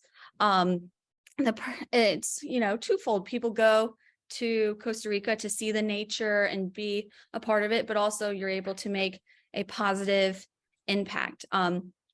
Global Family Travels is a regenerative tourism company. So they do multiple different types of trips like this. Another example would be in Bali. They do beach cleanups to help marine life. And as I was speaking to Jennifer, who owns Global Family Travels, she started to mention the initiative from the ATTA, Tomorrow's Air. So the point of Tomorrow's Air is to store CO2 to offset like climate change. And their goal is to educate, build a community, have clean solutions, and promote solutions that deliver permanent storage. And it's I find it a really cool project because you could start as low as $10 a month in a subscription program, removing 15 pounds of CO2 every time you send money to them. So it's a great way to offset, because we all love to travel, some of the emissions that are going into the air. Next, I'm going to talk about volunteerism, which is volunteering while traveling. My main tip or point is to make sure you're asking the local communities what would be useful to them and not trying to overpower, trying to decide what they want for them. So some of the bad examples of volunteerism is putting Western schools in Eastern villages. Eastern villages usually have a different cultural and different things that they like to pass down from generation to generation. And we, when we go to these places and build Western schools, it's not something that is sustainable because they don't know, it's not what they want to teach their children. So it's important to get involved in the community and make sure that someone from the local space is helping build something that is useful for them. Another example of a bad volunteerism is visiting children in orphanages. There's been studies showing that these children have attachment issues because people come in for like a week or two to volunteer and then leave them. So they're constantly forming bonds and then people are abandoning them. And also these children are being put into these orphanages because the parents see that as a better opportunity for them because there's schooling and a chance that they could be sent to a country that could provide them a better future. So a lot of these children have family in where they're from. So it's important to just realize the actions you're taking when you're choosing to volunteer and how there are alternative options where you can make a positive impact. So a good example is Ancient Odysseys. They help pair people on paleontology and archaeology digs. So you are able to help the scientific community. You're able to go and dig. Sometimes they have you do like cleaning up fossils or artifacts. And there are times where your stuff is put into museum and you are able to make a real impact on the scientific community. I actually used to work in a few like a few months ago with Marissa as her intern when I was in grad school, and I know she's looking for someone else. So if anyone's interested, my email's at the end, I can connect you. But Ancient Odysseys has a really cool impact on the scientific community, because not only are they helping them find volunteers, because no way someone can dig all of this by themselves, but they also help fund the dig. So when you go to these dig sites, you're actually helping making it possible to make discoveries. So it's all a great opportunity to volunteer.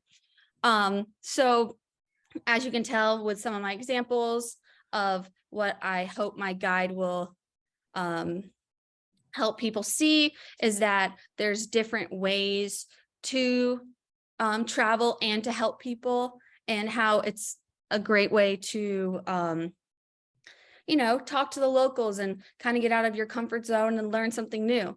So my plan is, once I feel like my guide is more presentable, to share the guide with as many people as possible through conferences, word of mouth. I have a personal travel website. I think just talking about these concepts with as many people as possible. I personally do that all the time with anyone who asks what I do. And I love to provide examples and give people the chance to ask me questions so they can better understand it, which is ultimately the goal, and to lead by example. So when I'm planning my own trips or helping others do it, because I do work in travel planning, to, help them find the sustainable choice, the regenerative choice, and give them the opportunity to see that there's a different way to travel. Here are the 3 resources I pulled on for this presentation. And thank you. Is there any questions? And feel free to connect with me on LinkedIn or email me if you want to talk further, or if you have any ideas, because I'd love to collaborate. Do I need to? Oh, yeah. Thank you, Sarah. You're welcome. We have one comment on the chat box. Voluntourism. Sunflower said it's such an important topic. As a volunteer on a medical trip to Honduras, I personally saw the damage to a local village and orphanage where we stayed. I vowed never to go on another trip like this. Thank you for addressing this. Oh, you're welcome.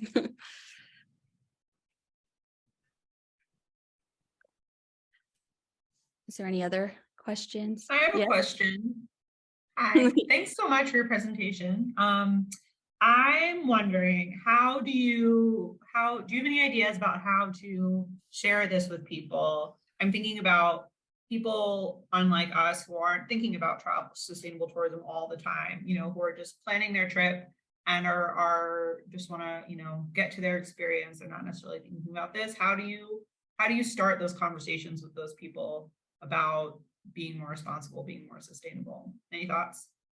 So personally, I share, when people ask me what I do, I just start, talking a lot and share that information. My ideas to share this elsewhere is on social media and, on my personal website. I do know some of my friends who are they do travel influencing, so they would help share it too, to just kind of get the information out and share with as many people as possible. Even working with companies, just sharing the tools and stuff I've found, and giving everyone the opportunity to see different unique things. And on the topic of trying to get people to talk about it, I just find having a quick little anecdote to start the conversation, people usually end up asking you about 20 questions, and you're like, wow, I didn't realize so many people were so passionate about this. And they're like, I never knew how to do that. And so people always end up being so thankful once you give them the opportunity to talk about it to you. I have a question. Yes. Thank you for your presentation. I do have a quick question about the volunteerism. So I was an international volunteer to Sri Lanka twice, and I did notice the same problems, the same issues that you mentioned earlier. So I wonder, because I genuinely want to help the locals in those areas, in those destinations, but like as a customer, as a from our point of view, we can't really distinguish how can we tell like this type of organizations are really helping out the local communities? Like, how do you distinguish, like, what are the things that you recommend, you suggest us when we're looking to the volunteerism programs? So when I'm looking up volunteerism programs, I usually read a lot. I read their website through, and I usually go on a deep Google dive to like see, like, because people on the internet are very opinionated. So you can generally see like what sustainable tourism, volunteerism options there are. And when I'm looking, I generally also will contact the company and ask them questions like, how do you handle this? How do you do this?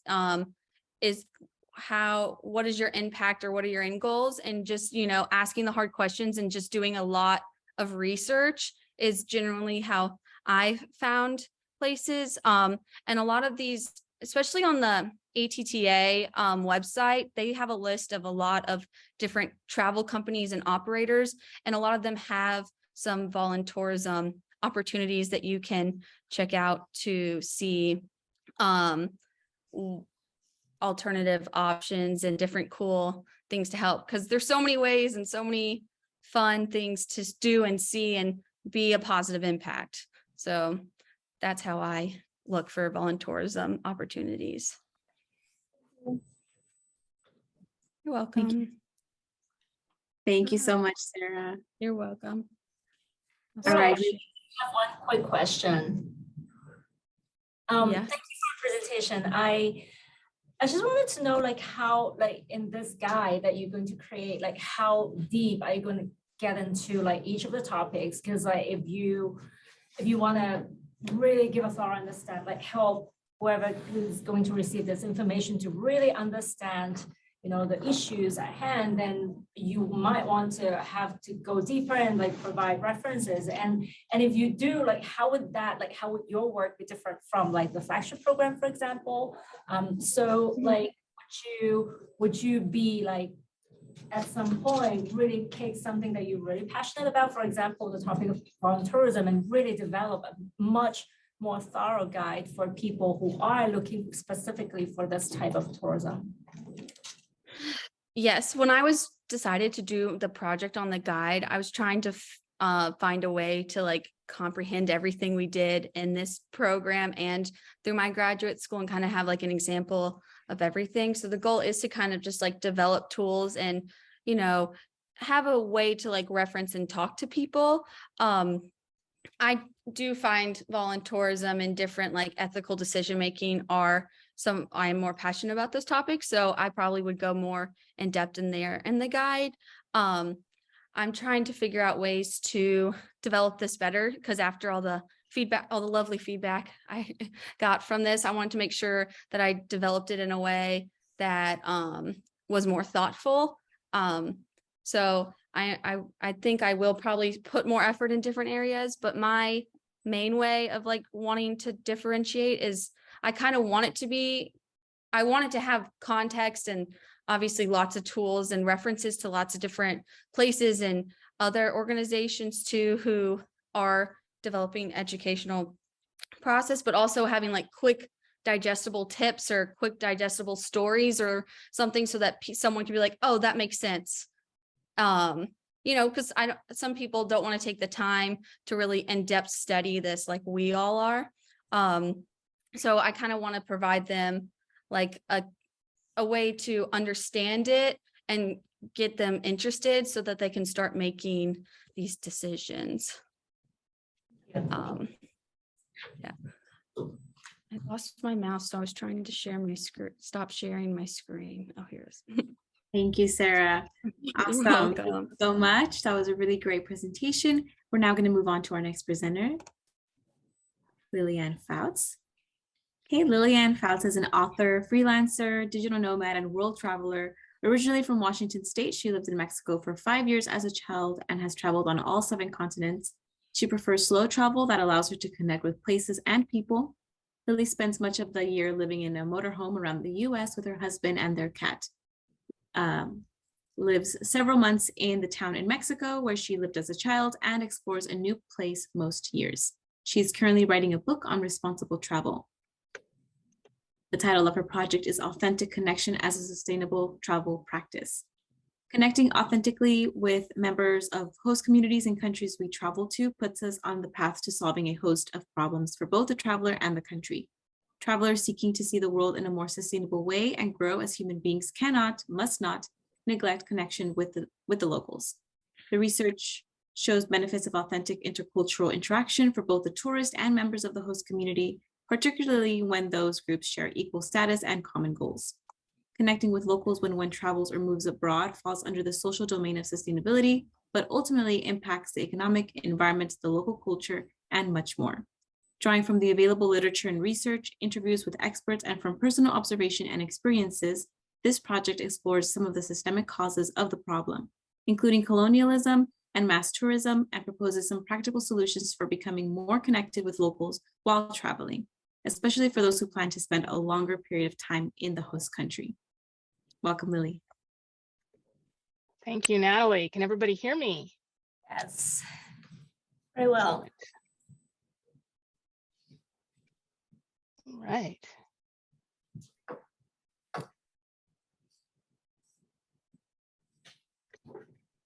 Just a few days ago, I ran across a question posed in a Facebook expat group.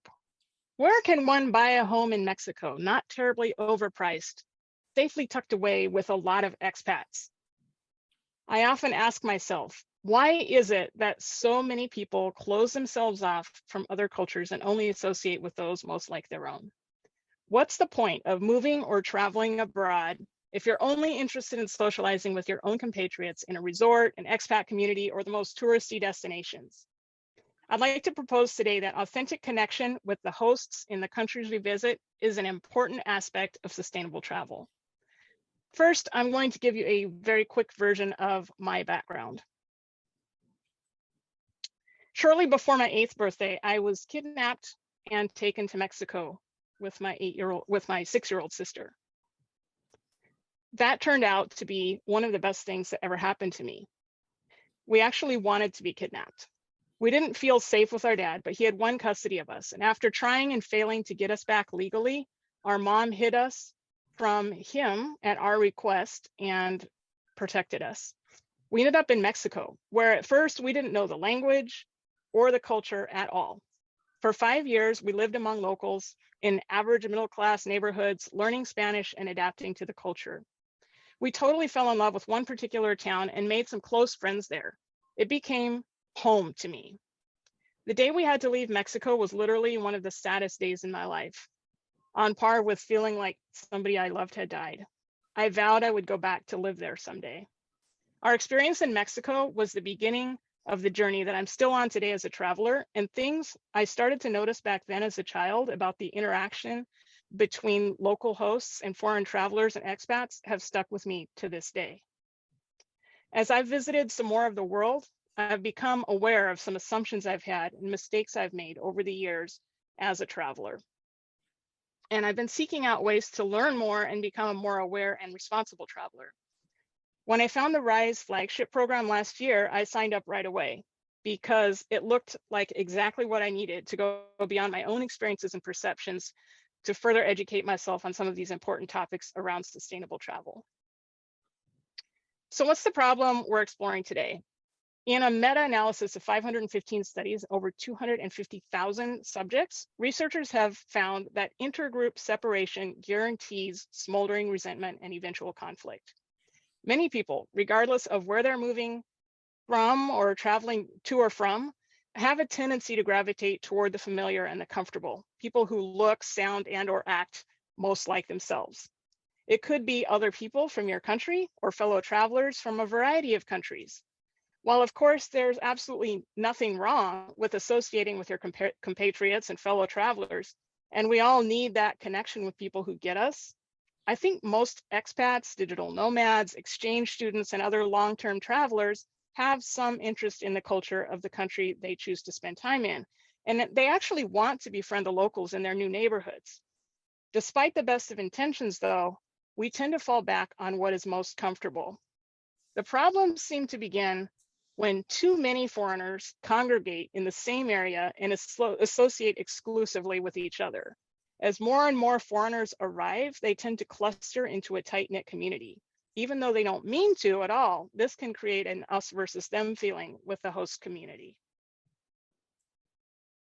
This same meta-analysis found that intergroup contact typically reduces prejudice and anxiety and enhances trust, forgiveness, and empathy. But with a caveat, mere contact is not enough. Researchers Berno and Ward wrote in the journal American Psychologist, contact itself is not sufficient to improve intergroup perceptions and relations. Contact conducive to enhancing intergroup perceptions and relations should exhibit certain characteristics, that is, cooperative, equal status contact of an intimate nature aimed at meaningful, mutually beneficial goals. These are not the routine features of tourist host encounters. In fact, when we don't try to connect with or understand the people and cultures where we travel, we may continue to perpetuate patterns of colonialism, which we often see in mass tourism. And even well-intentioned attempts to help may cause harm, which we've observed in some voluntourism programs, as we just heard in the previous presentation. As you can imagine, this not only does not reduce prejudice between cultures, it can actually create more resentment and misunderstanding between them. The big question becomes, how do we actually do that? When I travel, how can I connect with members of the host community in an authentic way that becomes equally beneficial and transformational for me and the people in my destination? In other words, how do we incorporate that cooperative, equal status contact of an intimate nature aimed at meaningful, mutually beneficial goals? Let's break down that phrase a little bit. Seek cooperative, equal status contact. What might that look like? How about language exchange? Make an effort to learn the local language and find locals interested in learning a language you speak and help each other out. Classes are also great, especially if there's not a huge reliance on the spoken language, like physical activities. You're doing and you're learning things together. Genuine interaction. What do I mean by that? Here's an example. I had the privilege of being on the very first RISE experiential journey to Guatemala last summer. And one of the things I appreciated about this trip was how genuinely interactive it was with the Guatemalans. We interacted with real Guatemalans in real contexts. They did not put on costumes and perform for us, as you often see in bigger resort mass tourism settings. We spent an afternoon with the women from one cooperative in an actual home, making tortillas with them in an actual kitchen that the family uses on a daily basis. The clothes they wore are what they wear in daily life. That night, our group split up and we went into several of their homes. That brings me to the second part of the phrase, of an intimate nature. How about getting together in people's homes? If you're in a place long enough to start to get to know people, for example, at the gym or in a class, invite them over for coffee or dinner. And if you haven't already been invited to somebody else's home by this point, you probably will be at this point. So accept those invitations. But even if you're traveling on a short-term trip, look for the possibility of homestays with local families, like we did on the experiential journey with RISE. This was one of the activities in the EJ that was a highlight for most, if not all of us on the trip. Sharing a home, getting to know a local family, cooking and eating together made for a truly intimate experience. In this photo, my traveling companion, Davy, and I are with our host family, Kelly, Marlon, and their 12-year-old son, Joaquin. By the way, because we were in their private space and their child is in the photo, I made a point to reach out to Heli, who I'm still in touch with, and asked her permission to use this photo in a public presentation. Appropriate use of photography is one of the topics covered in the RISE flagship course. And the last little part of that phrase, aimed at meaningful, mutually beneficial goals. What are some mutually beneficial goals for travelers and host countries? How about learning more about the world, creating mutual understanding? Bring something meaningful to you or from your home region and share it. The people in the places you visit may not have as many opportunities to travel as you do. So consider, how can you bring your little piece of the world to them? For example, when we stayed with our host families in Guatemala, Vinci brought chopsticks to give to her host family and showed them how to use them.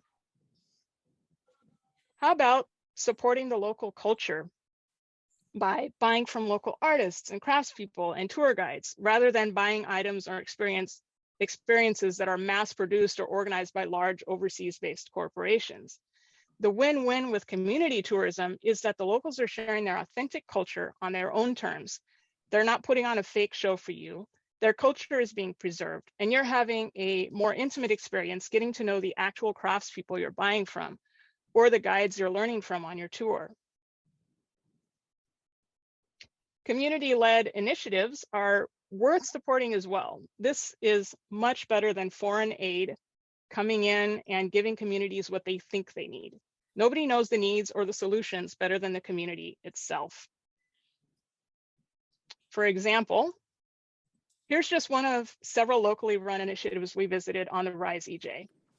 This town was in decline, and a group of women organized a movement to paint the whole town. Homeowners sign up to have their homes painted. They in turn agree to send their kids to school. And historically, education hasn't been much of a priority in this area, but now the kids are getting an education thanks to this project. Tourism is way up as well. So a lot of businesses are developing, providing an economic boost. And the win for travelers is this really cool town to see. It's a unique and special experience. And we got to talk to the inspiring women who are leading this project. One of the things I loved about the RISE flagship course was the systems-based approach to sustainability. We looked at sustainability in terms of these 5 domains, and each domain influences and affects all the others.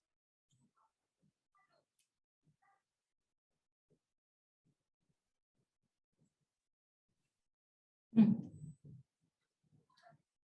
you all hear me? Give me a thumbs up if you can hear me. Okay, cool. Sorry, my headphones just went out for a second. So connection with the locals is something that falls into the social domain, but we can see how it affects every other domain of sustainability. When you have real friends in a place, you're more likely to care about their environment, their economy, and all the other aspects of that place. And hopefully we've made a positive impression on them as well and generated some feelings of goodwill that go both ways.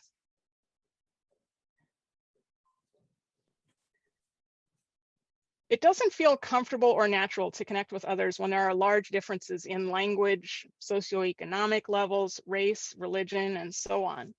However, if we can learn to sit with the discomfort and connect anyway, the reward is a deeper and more fulfilling travel experience than we would ever have by staying in our own little bubble.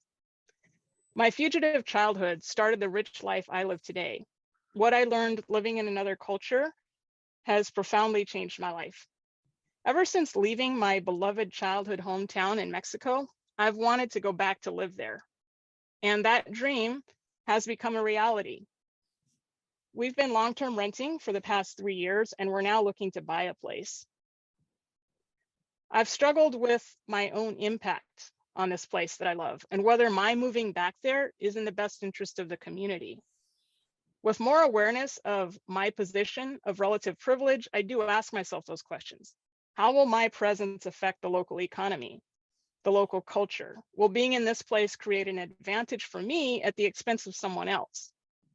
We're driving back down to Mexico tomorrow, and I'm listening to my friends there for guidance and advice, trying to be conscious of the choices I make and working toward fitting into the local way of life as much as I can. Nobody knows the needs of the community better than that community, and I'm hoping that the connection I have with them will help me make a positive impact on my adopted hometown as it has made on me. I don't have all the answers, I'm still learning. But the other big reason for authentic connection when we move and travel around the world is world peace. The idea that travel and connection with people in other countries can make the world a more peaceful place may seem too naive and grandiose to take seriously. But look at Mejdi Tours. A couple of months ago, the Rise Travel Institute actually hosted a wonderful virtual tour with Mejdi to give us a look at Jerusalem through the eyes of both Israelis and Palestinians. They are using tourism as a force for peace through their dual narrative tours. There's actual research to back up the idea of international friendship as a contributor to world peace. I'd like to share this quote from an article in the journal Politics and Governance. Friendship as a social practice normalizes behavior, attitudes, and gestures and helps to construct a positive culture of positive peace. If enough of us become mindful in our interactions around the world, we can make a difference in the way we travel, and we can help to create a more peaceful culture on a global scale. Let's grow this movement of international friendships. We're travelers, we can do this. As RISE flagship students, we're encouraged to apply what we're learning in this course to the real world. I'm doing that by writing a book on responsible travel, which I hope will incorporate many of these principles I've learned in the RISE flagship program and share stories from my own experiences traveling all across 7 continents and returning to my childhood hometown in Mexico. I also spoke to an audience about what I learned on the experiential journey after returning from Guatemala, and I'll be seeking more speaking opportunities to spread the word. So if you're interested in my book when it comes out, please visit my website, lilianfouts.com/rise, and you can jump on my mailing list. I'll let you know when it comes out and send you these slides and some other things. So please get in touch with me and let's keep these conversations going. Thank you. Thank you so much, Lily. And I'm just going to go ahead and let Anne, you can go ahead and jump in with questions. Lily, I don't know you, I've never met you, but I can't tell you how your presentation made my heart sing. I mean, I definitely want to have a conversation with you at length after this day. And the one thing I do want to talk to you about here is actually your choice of the word authentic. I struggle with this word all the time. And I also struggle when I see so many tourism brochures, marketing campaigns, Instagram posts, etc., which talk about come on this authentic experience with us, do this authentic experience with us there. And I think to myself, I don't know what that means, but my connotation of what it means doesn't make me feel very good. So I guess my question to you is, how did you choose the word authentic as part of your title or your theme? And how would you describe use of the word authentic in the context of what you're talking about with respect to travel and tourism? Thank you for that question. That's really a good question, because that is a word that I think that gets thrown around a lot and misused. And when I say authentic, I'm talking about like real world context. So for example, if I were to move to another city in my own country and do things with my, like, what would I be doing in normal everyday life?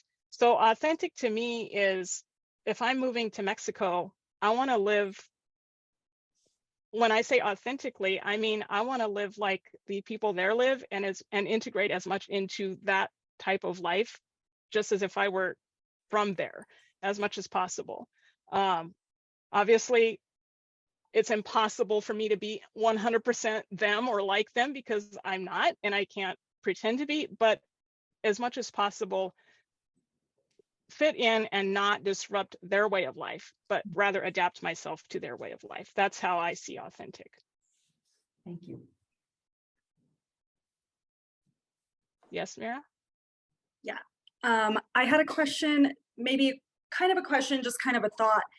I first of all just love the practicality of some of the stuff you said, like around language and just, you know, attending a class. Like that seems like something that's so simple that we could practice with and to connect with local communities. So I loved that.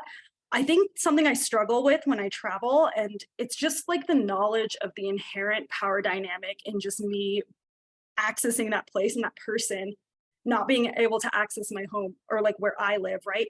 And the just kind of like, just from hearing my accent, does that change someone's response? Does that change the way someone reacts to me? And I think sometimes I get so caught up in that state of mind that I kind of push myself away from people because I'm like, I don't want you to, because you might not have the culture to directly tell me things, and you might like subconsciously resent me. And so I don't know, it's just a kind of struggle I go through with the power dynamic. So I'm just curious if you go through similar thinking when you engage in these activities and kind of what you tell yourself, or how do you sort of overcome that to get past that barrier? Or if you don't go through it, that's also. Yeah, no, I do. I do. I know exactly what you're talking about. And it is a very uncomfortable thing. One of the things that that was brought up in the Beyond Guilt Trips book that is part of the recommended reading for the RISE course, there's a quote in there that basically talks about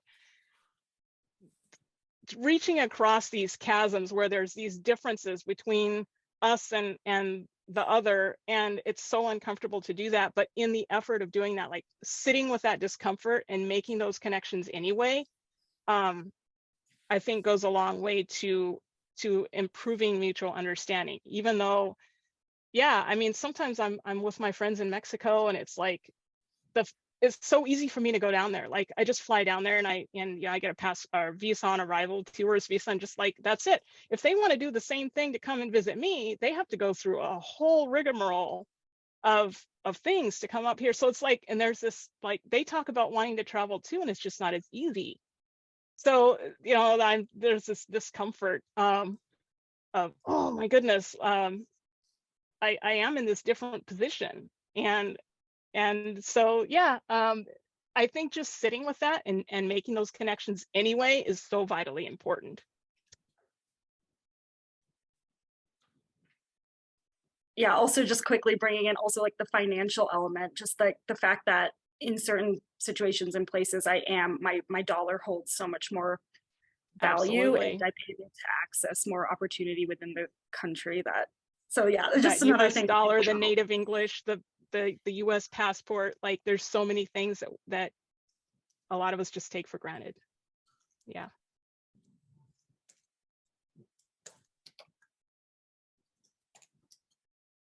Awesome. Thank you so much, Lily. If we don't have any more questions.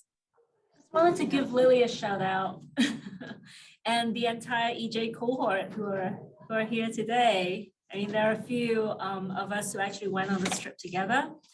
And yeah, so thank you for sharing so much information about like how we use the EJ to actually establish that kind of like close to authentic connection with the locals.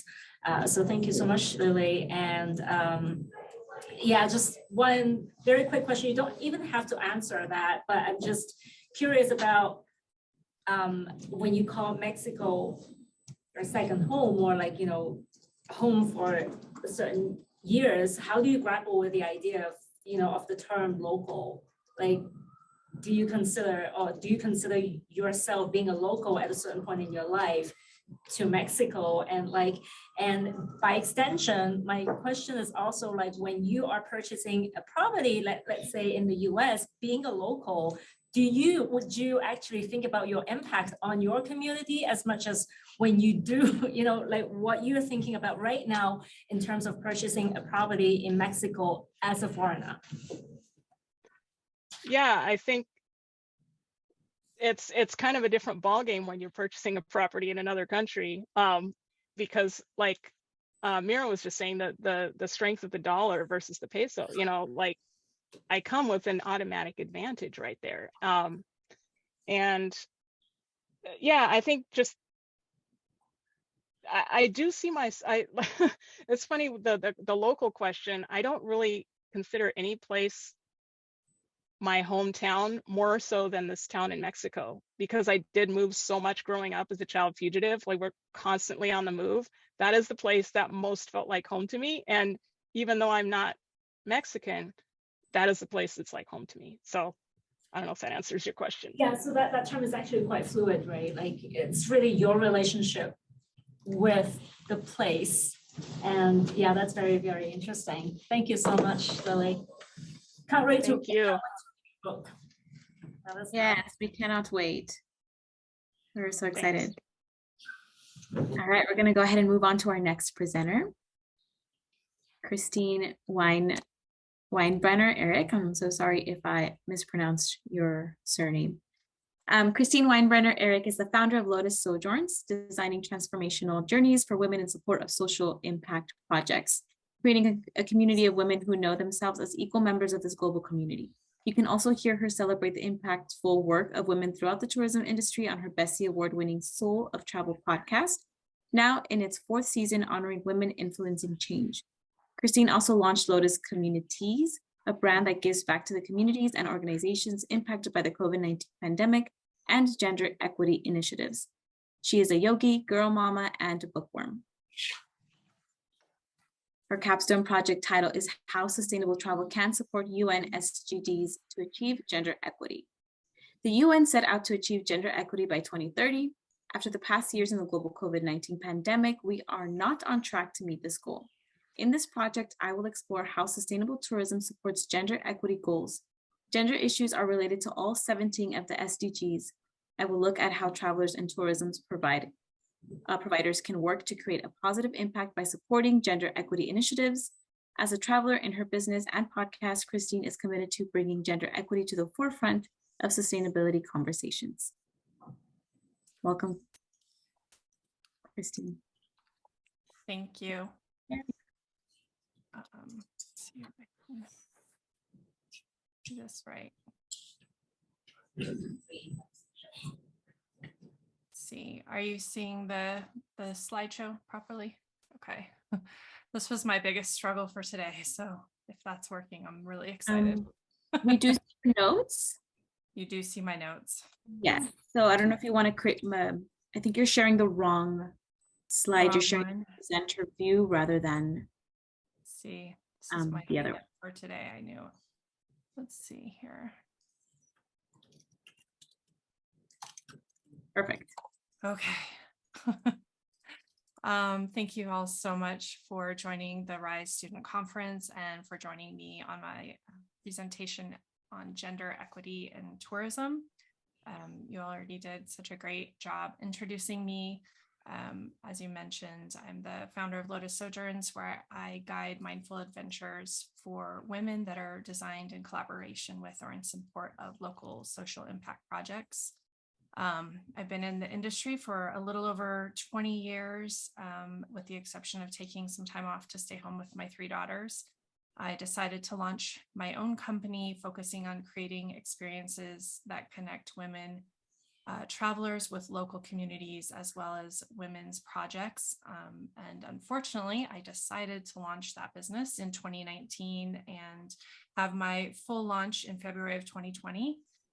So fairly quickly after launching that business, I pivoted into the Soul of Travel podcast because I wanted to share the stories of impact-driven leaders. And then really after that, decided that I wanted to create a stage for women to tell their stories and began to focus on women creating a positive impact in the industry and really haven't looked back. I'm really passionate about creating community for women and creating a space where we can evolve and grow together and begin to understand the systems that have kept women from achieving equity and creating community where we can support one another to achieve our dreams. You read my thesis already. The UN set out to achieve gender equity by 2030. And with the pandemic, we're really nowhere near achieving this. I was just reading an article about this today with the context of tourism and the loss of women in the tourism industry because of their need to stay home and care for families, and as well as the inability for jobs to meet the high demands of the schedules of many working women. So this is one of the things I think about a lot. In this presentation, I really want to share how travelers and tourism providers can work to create a positive impact and support gender equity. As a traveler and in my business, this is something I'm really committed to. As I began to put together this presentation, I quickly realized that I'm just seeing the tip of the iceberg. I definitely reached out to Vinci and said, there's no way I can do any of this in 15 minutes.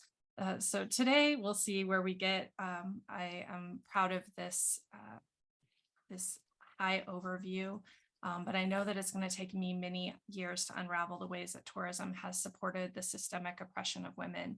And I also acknowledge I may leave you with more questions than answers. However, in the past 2 years, speaking with over 100 women around the world, I have become comfortable with that space of questions.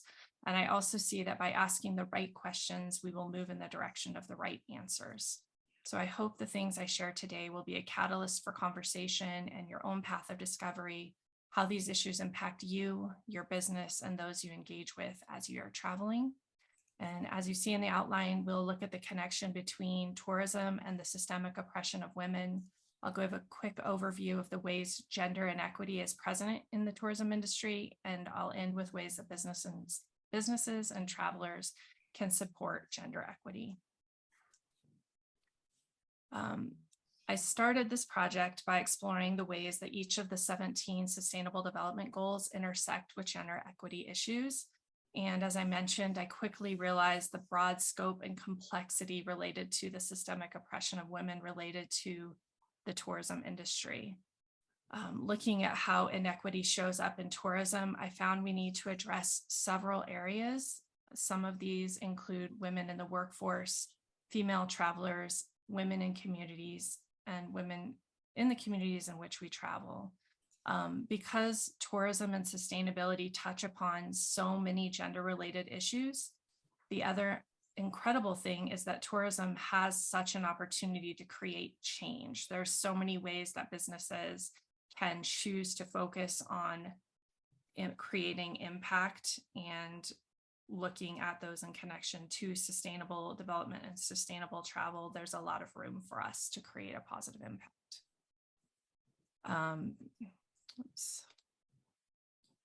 I did want to quickly start with just the definitions of equity and equality. This is something that I think comes up a lot in conversation when I'm talking with people, and it was something that I wanted to make sure that I really grasped. The definitions that I have here are from the Annie E. Casey Foundation. Equity is defined as the state, quality, or ideal of being just, impartial, and fair. The concept of equity is synonymous with fairness and justice, and is helpful to think of equity as not simply a desired state of affairs or a lofty value. To achieve and sustain equity, it needs to be thought of as structural and a systemic concept. Equity versus equality involves trying to understand and give people what they need to enjoy full, healthy lives, while equality, in contrast, aims to ensure that everyone gets the same thing in order to enjoy full and healthy lives. Like equity, equality aims to promote fairness and justice, but it can only work if everyone is starting from the same place. One example that came to my mind when I read those definitions, I have recently interviewed a woman who was one of the first female tour operators in Pakistan. And I've also spoke with several women who are guides in regions where it's not culturally supported for them to be in that position. And I was thinking that it is not enough to give women the same employment opportunity, but in this case, in these cases, you would also need to consider the resistance they will need to overcome and the situations they will face that are unique to them as women, such as having to sleep in tents with other male guides or male travelers, access to necessary hygiene, safety, and security issues that they may face. The job offering is equality, but it may not be equitable. So those are things that I have been thinking about in this context. As I mentioned, I found there are many areas where gender inequity and tourism intersect, and I'm focusing here on some of the more prominent roles of women and areas of impact in the industry. I will be looking at employment, travelers and consumers, communities, and culture and customs. When it comes to employment, women may make up a large proportion of the formal tourism workforce. Still, they are primarily represented in service and clerical jobs dominated by informality, high staff turnover, long working hours, subcontracting, and seasonal variations in employment. And an article in AFAR mentions that in family tourism businesses, women perform the most significant amount of unpaid work. And we can also see this as a systemic issue that's reinforced by the way that jobs are created in the tourism industry. Women are underrepresented in leadership roles in the industry. Instead, women primarily hold positions in service and clerical jobs. Thinking of women in the roles of traveler and consumer, we can take note of marketing campaigns that may or may not be targeting women. In recent years, we have seen 80% of travel decisions being made by women. Yet, despite women making up over 50% of the most travelers, they are underrepresented in marketing campaigns as travelers. And we're going to talk a little bit more about that later.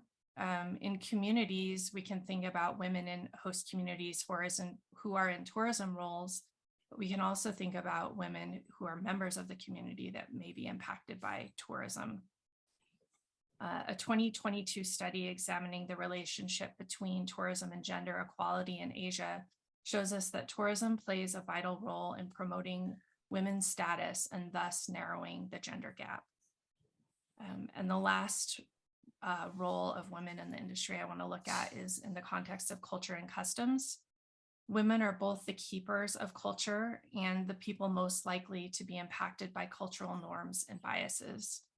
In a book by Janet Mancini-Bilson called Keepers of Culture, The Power of Tradition in Women's Lives, she shares how women work to preserve the positive parts of their culture that they provide identity and closeness among generations, while casting off the negative aspects of their heritage that may hold them back.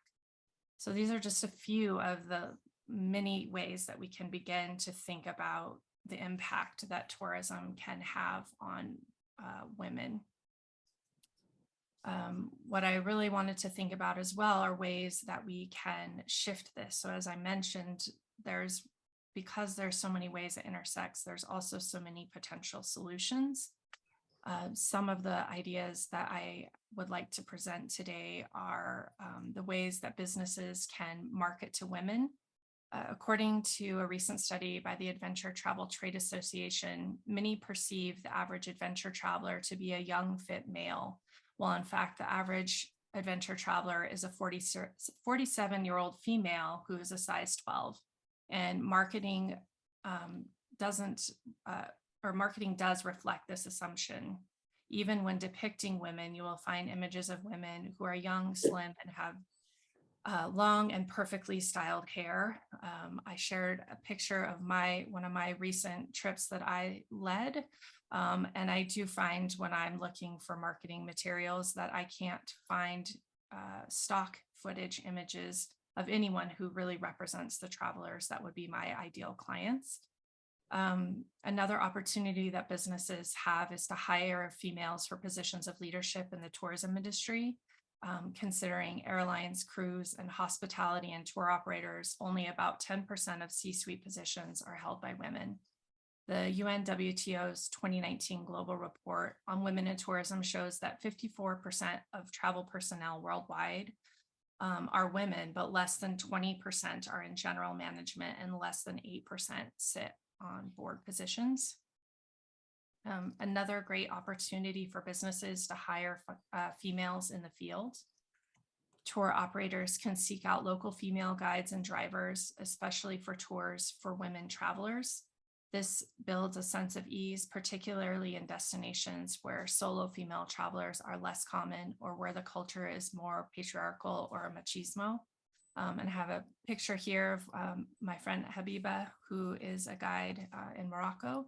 And I have also had the opportunity to talk a lot with female guides about what they see is the influence of having them leading groups versus having men leading groups with women. And I think it's a really creates a different sense of security and safety, as well as an engagement in the destination. So I think it's a really great opportunity and consideration.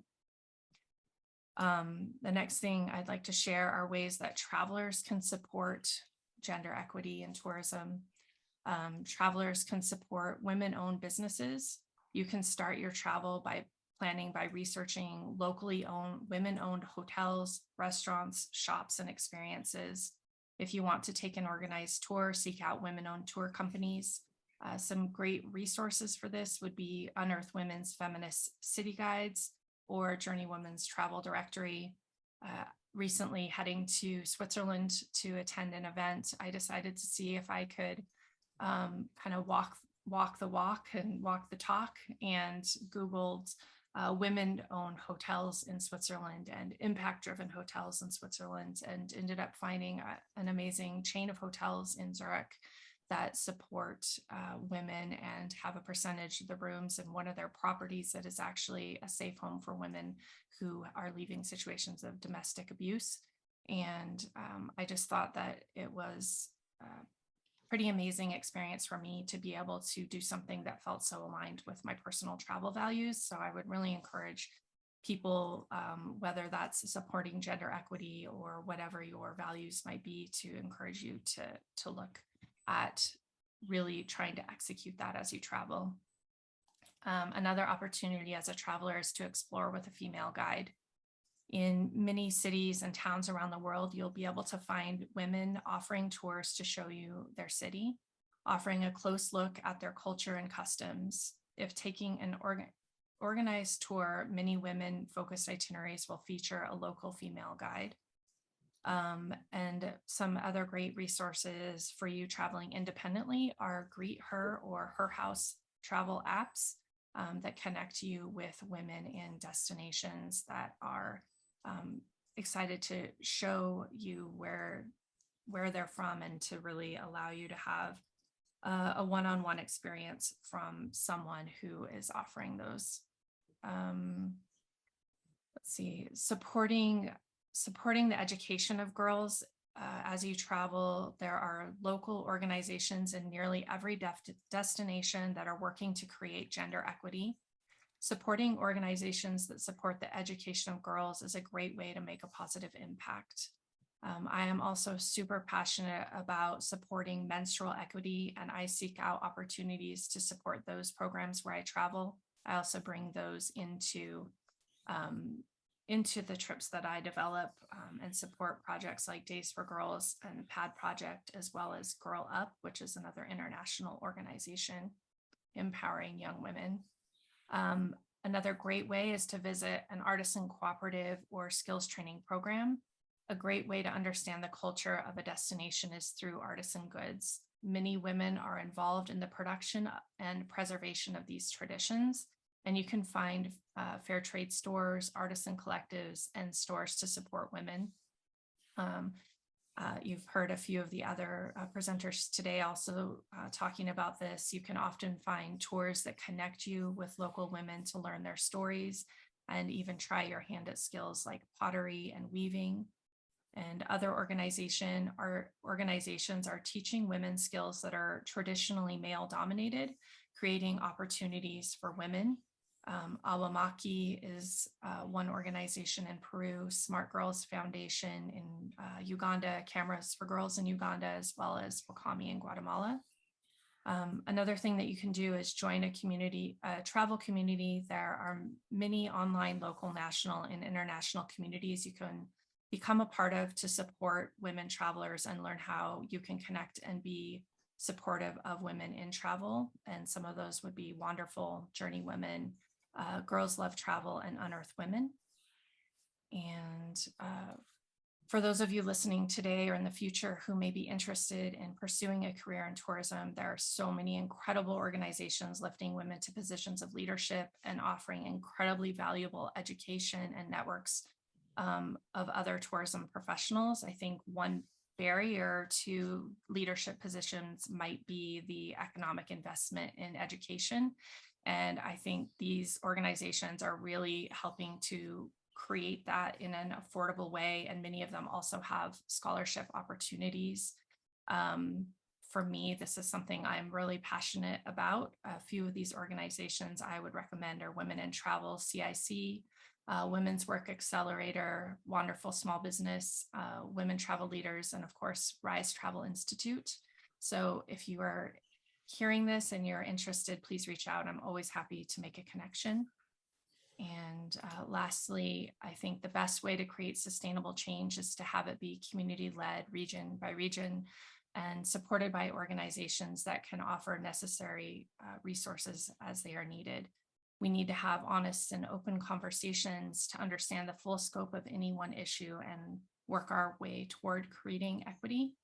I really appreciate your time and your support of this conversation. And if you want to hear from more women in the industry and support their work to create positive impact and elevate women, please find me on LinkedIn. You can also listen to the Soul of Travel podcast to hear directly from so many incredible women who are influencing change. And I say this in no way to promote me, but to promote this community of incredible women that I've been able to spend time with over the past few years. And I just want to leave you with a quote from the former Secretary General of the United Nations, Kofi Annan.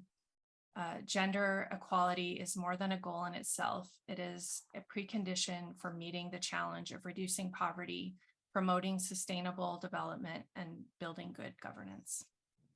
Thank you so much.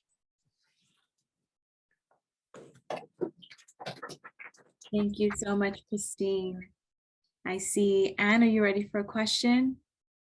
No, You did yourself? I feel like I'm talking too much, but I have no. to say, I first met Christine.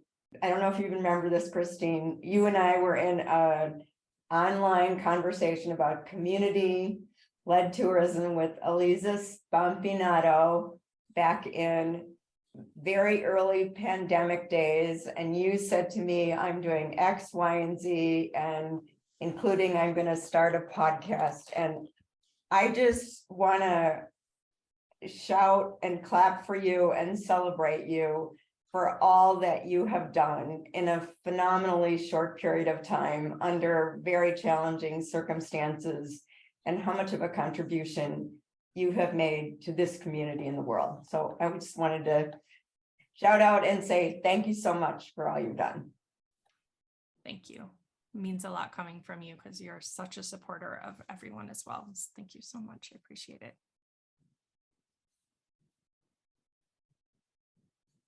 I didn't mean to stop the conversation. Absolutely not. Thank you so much, Anne. Thank you, Christine. All right. Looks like we're going to move on to our next presenter, our final presenter, Katie Lovett.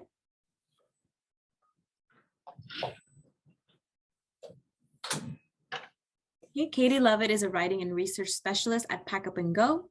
She earned her Bachelor of Arts degree from Lock Haven University of Pennsylvania and her master's degree in tourism administration from Georgia Washington University.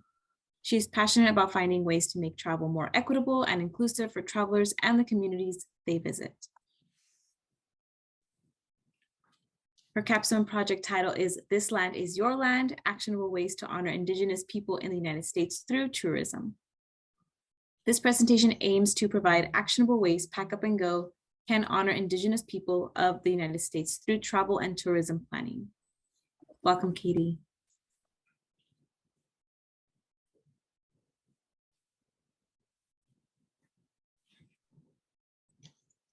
Awesome. I first want to apologize. I meant with everything in my being to be there in person.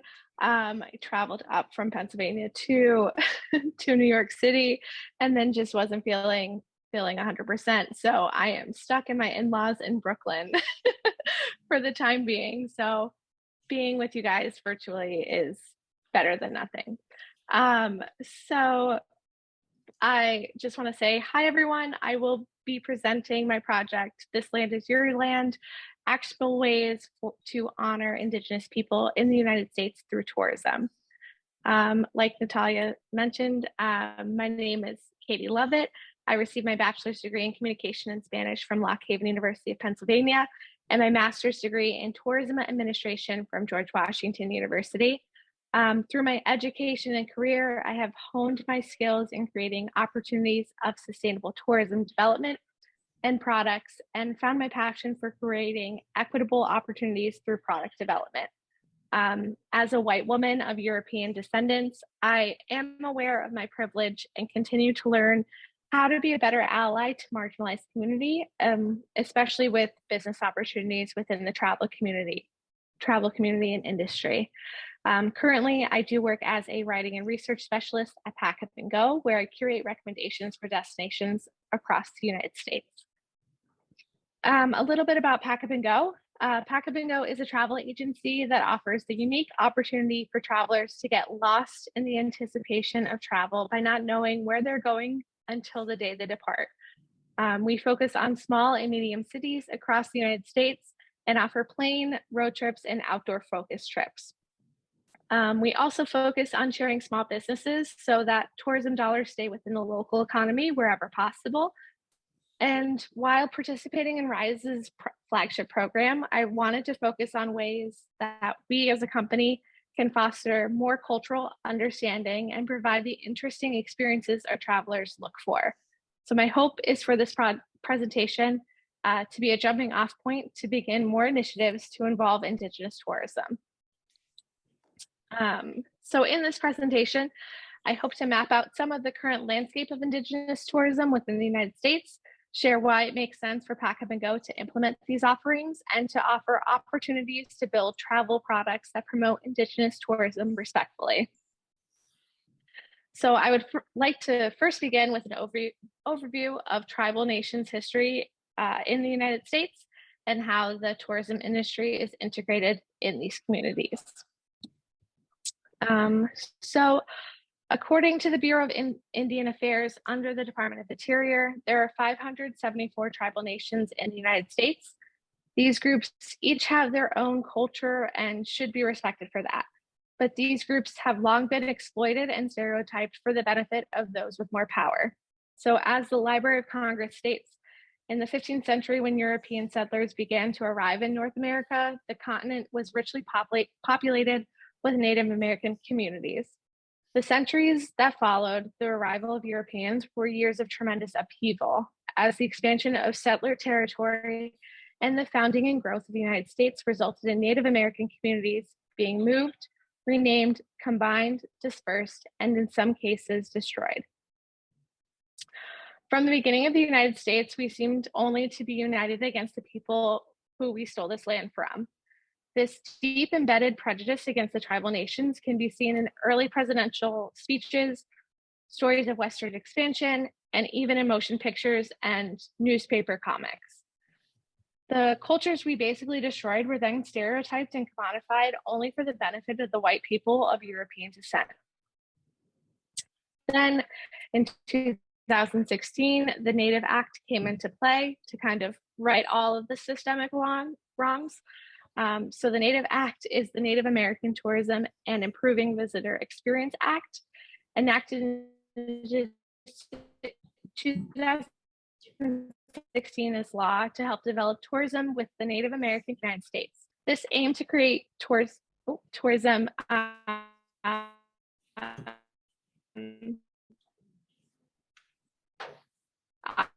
opportunities to promote help of government.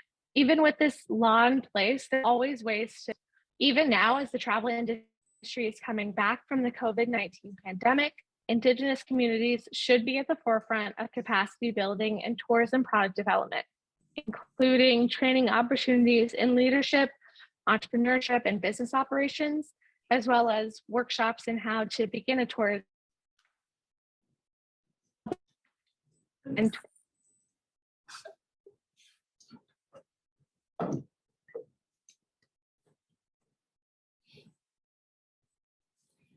I think we just lost Katie.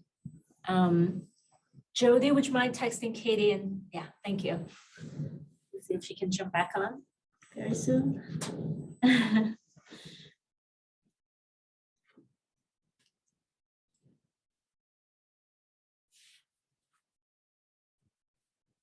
Has everyone heard about this new kind of tourism companies like offering surprise trips like that? No. Yeah, it's so well. G Adventures. I don't Not think G- Adventures, not G no. Adventures. There's one where they basically tell you to pack up your stuff and they. It's called Pack Up And and it's just- Go. yeah. No, but they Oh. drop you off in a mountain somewhere in the middle of. wow. Tangier, New York, you know. And then they say, okay, you have 4 days to go across this mountain range. And they give you a GPS unit and someone follows you kind of to make sure that you're not I gonna was die. gonna say like that there has to be some sort of safety. Yeah, I was It's gonna not a say. safety thing, but it's for wealthy, kind of wealthy tech bros in London that want an adventure for the weekend. So Yeah, that's more like. So you go to the adventure airport and someone travel. hands you your ticket to Egypt. And they're like, oh, I gotta go to Egypt. And then you walk across the desert. Well, another example of like privilege, right? Like Yeah. you don't even have to make sure that whether your participants have the right visa to enter the Yeah. country, the mysterious country that you're flying to. But Pack Up and Go operates only domestically here in the United States. And what they do is like really cultural tourism, meaning that they will be, with the travelers every step of the way. And like Katie is gonna share more with us like what they exactly do. And I was very skeptical about this type of tourism, like this kind of tourism model in the first place, at the very beginning, because like you are offering a surprise trip. That means the participants cannot do any pre-departure, education, like reading up about the country that they're going to and like learn about what to do best and what is the most respectful to do and what not, kind of like the opposite of what RISE does, right? But then what really impresses me is that Katie, their company is like quite aligned. So even with the pre-departure thing missing, they're gonna, so I'll let her explain, how they're gonna like incorporate that kind of teaching or education piece into their operations. So yeah, go ahead, Katie. Yeah, let's try that again. Hold on 1 second. Let me get to the right tab. Got to save the best for last. Okay.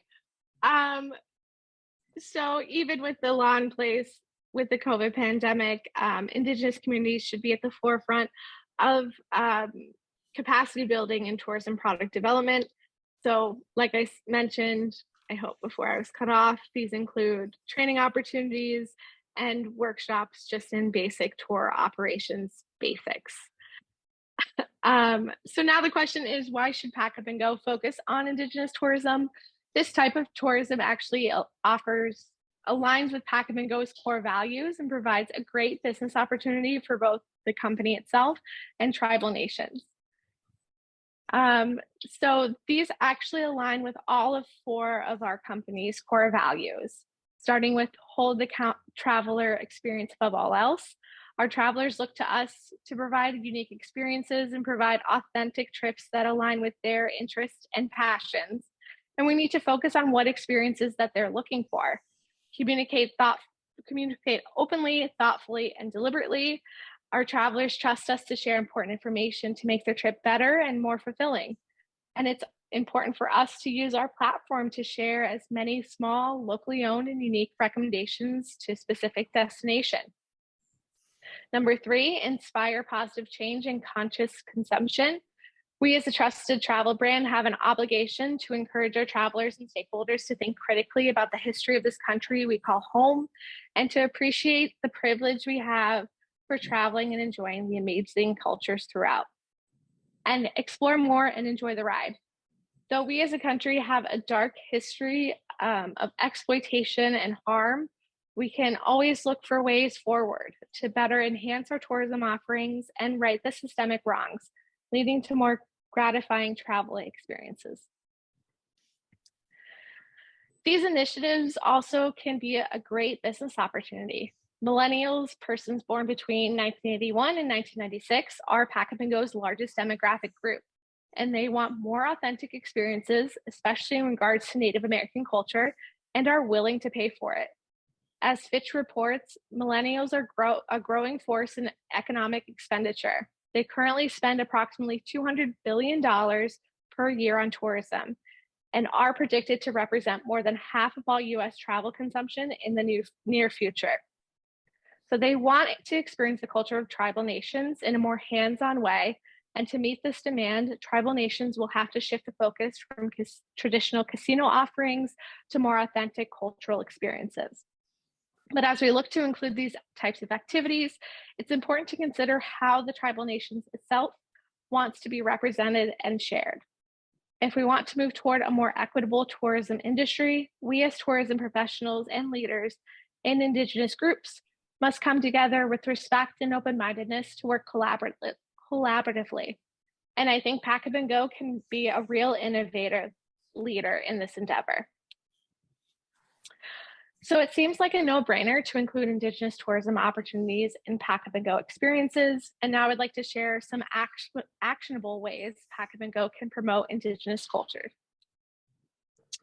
I propose the short-term goal of traveler education, a medium-term solution of focusing on Indigenous-owned businesses recommendations, and a long-term initiative of strategic partnerships. So I would like to share 2 ways Pack Up and Go can increase visibility for Indigenous communities by providing educational information to our travelers. Currently, Pack Up and Go creates an envelope filled with details about the trip that the travelers open only on the day of departure.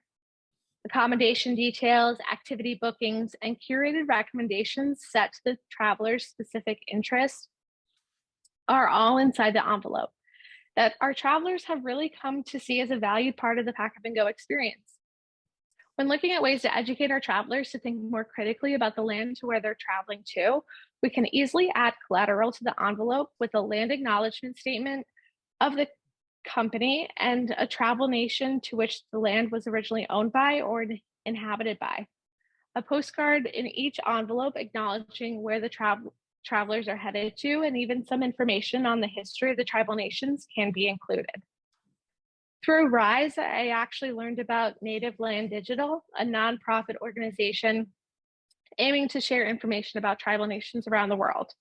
They have a crowdsourced interactive map that can be used to research the destinations to see the Native nations that the lands truly belong to. And then we should then reach out to local Indigenous groups to confirm how they actually want to be addressed. So Pack Up and Go can also create a company-wide statement to use for its own reflection on its website and social media and for its own company-based reflection. Another way Pack Up and Go can help to educate travelers on this important topic is utilizing its own podcast. Envelope to Exploration is our in-house podcast that provides insight into our company, our offerings, and showcases our travelers. And we actually have a really engaged audience of 3,800 subscribers and over 12,000 total listens since its launch in 2022. Offering a platform for tribal nation members to share their tourism businesses or just their stories could be a great educational resource for our travelers and team members to create cross-cultural connections. A medium solution I would like to offer is focusing on Indigenous-owned businesses for our recommendations.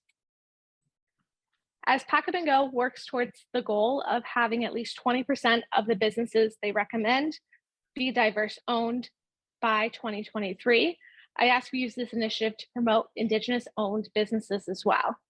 It can prove difficult to find this information if the business does not share it on their website or social media, but I think fostering relationship with small businesses can be a value add to our travelers and make ourselves a more inclusive and innovative brand. Many Indigenous-owned businesses operate in or near current destinations under the Pack Up and Go Outdoors product line, and there are also few opportunities to expand this product line with the help of these and other operators. Here are just a few samples of potential partners and vendors we could use for trip booking and recommendations. So the Quileute Oceanside Resort in Oregon, this coastal retreat provides ocean views for a relaxing escape from Portland or Seattle, and it's actually located just an hour from Olympic National Park, making it a great option for outdoors trips. And Wami by the Sous Chef in Minnesota, this restaurant in Minneapolis brings a modern take to Indigenous dishes and prides itself on focusing on Indigenous sourced ingredients as well. To tour operators, I'd like to propose Navajo Spirit Tours in Utah. So this operator based in Utah offers hiking tours around Monument Valley, Mystery Valley, and more. They actually use these tours to actually share the stories of the Navajo people. And Blackfeet Tours in Montana, they actually take in the beauty of Badger to Medicine Wilderness and let the visitors learn about the significance of the area to the Blackfeet Nation by foot or on horseback. So these recommendations are just a very short list of potential partners that Pack Up and Go can work with to expand its offerings. So for a longer term solution, I think Pack Up and Go can be an innovator in strategic partnerships surrounding Indigenous tourism. So we actually have the pleasure to guide travelers to unexpected places for memorable travel experiences. Our travelers love to live our core value of explore more and enjoy the ride, and we have established ourselves as a credible travel brand in the US. We also have the unique ability to control demand by choosing the destination for the travelers with only their best interest in mind.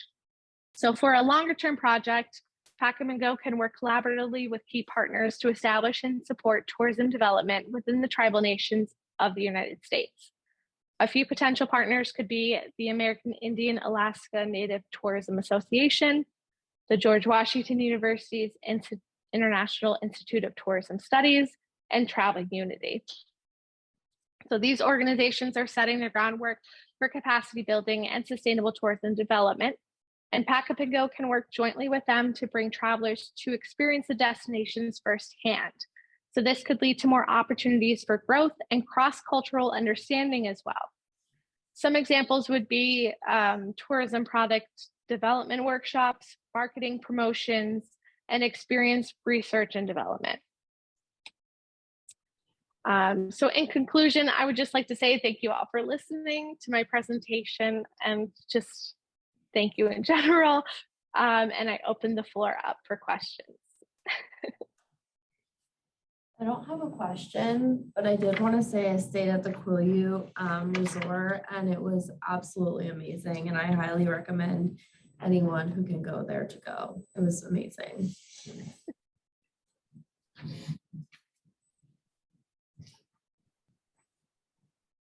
Thank you. Anybody else?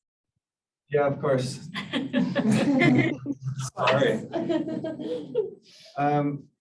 Thank you. I mean, it sounds like an amazing thing to do, just to throw your future at the hands of people you've never met before and see where you go, and with good intentions. And I'm wondering how this, frequently we talk about local people and local communities as having authentic cultures and such, but what we frequently mean by local is that they can't go anywhere.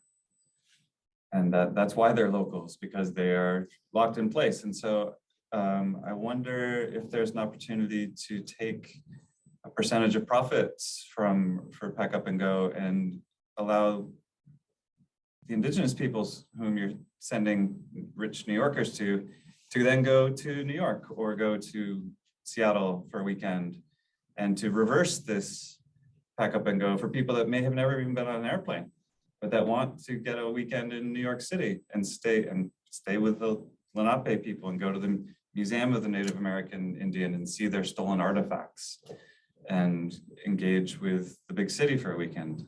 It seems like that would be like just adding a little fee onto everybody's ticket price, like even 1% that goes to the Native American travel fee would be an interesting way of flipping the script. Makes me think about what Lily said just now, like that equal status connection, or relationship, right? It's not just like always one way, but yeah, go ahead, sorry. That's it. That was more of just like an idea. No, I think that's a really interesting idea of like having not just your carbon offset, but just like going that step further of like, if we're going to go experience these cultures, then they should come and like be able to experience that cross-culture connection as well. So that's interesting. Return the visit. So if right. me on a plane to Navajo Nation, then someone should come to NYU and hang out here, and not just have it be this, because then it's only my benefit. They get some money, but maybe they don't want money. Maybe the climate change thing is more important for them, and by me going there, I'm making it worse. And so how is it that they can actually gain experience and understand the monster that is operating around them in a more intimate way? Yeah, that's very interesting. I'm gonna look into that a bit more. Let me know. Katie, it's not really a question. I'm just like really interested in following the implementation of your capstone project, because what is really heartwarming is to see when our students actually bring what they've learned from our program to into their practice and their work, and like really change the tourism industry from the inside, right? So what you're doing is, to me, I'm really glad, because I've always told you that at the very beginning, I was very skeptical about about the business model, because like just participants or like travelers don't even know where they're going, and how can they educate themselves and like prepare for a more enriching experience by reading up like what's happening there, the history, the culture, and things like that. So I think, I have the trust in you guys. You're going to do a great job because you have the awareness, you have the good intention, and you have the resources. So I'm really interested in following how you're going to follow up on this project, and just keep us informed, keep us posted, because it would be a good case study, for us to show like how the real impact of RISE's program, because it got like carried out like beyond our alumni group, and it's not just capstone projects stop there, or like today is not the end of your project, but you're going to bring it back to your business, into your work. And I'm really interested in following what's going to happen next at Peka Bingo. Yeah, I was actually really fortunate that Peka Bingo kind of pushed me into this and was really supportive for me to take this course. So I wanted to bring something back to not have just like a check mark of a certification. So I'm really excited. I hope this kind of jumpstarts a lot of conversations, and internally and then externally for our travelers, because I do think our travelers want this experience just based on anecdotal information that I have. And this is also an example of beautiful, the like all these beautiful connections that we've built within this industry. When we went to WanderFest in March in New Orleans, and then Jody met Lillian, sorry, it was her name. Yeah. So, and then, all just came together. It was really, really cool. Yeah. Great. I'm gonna slide.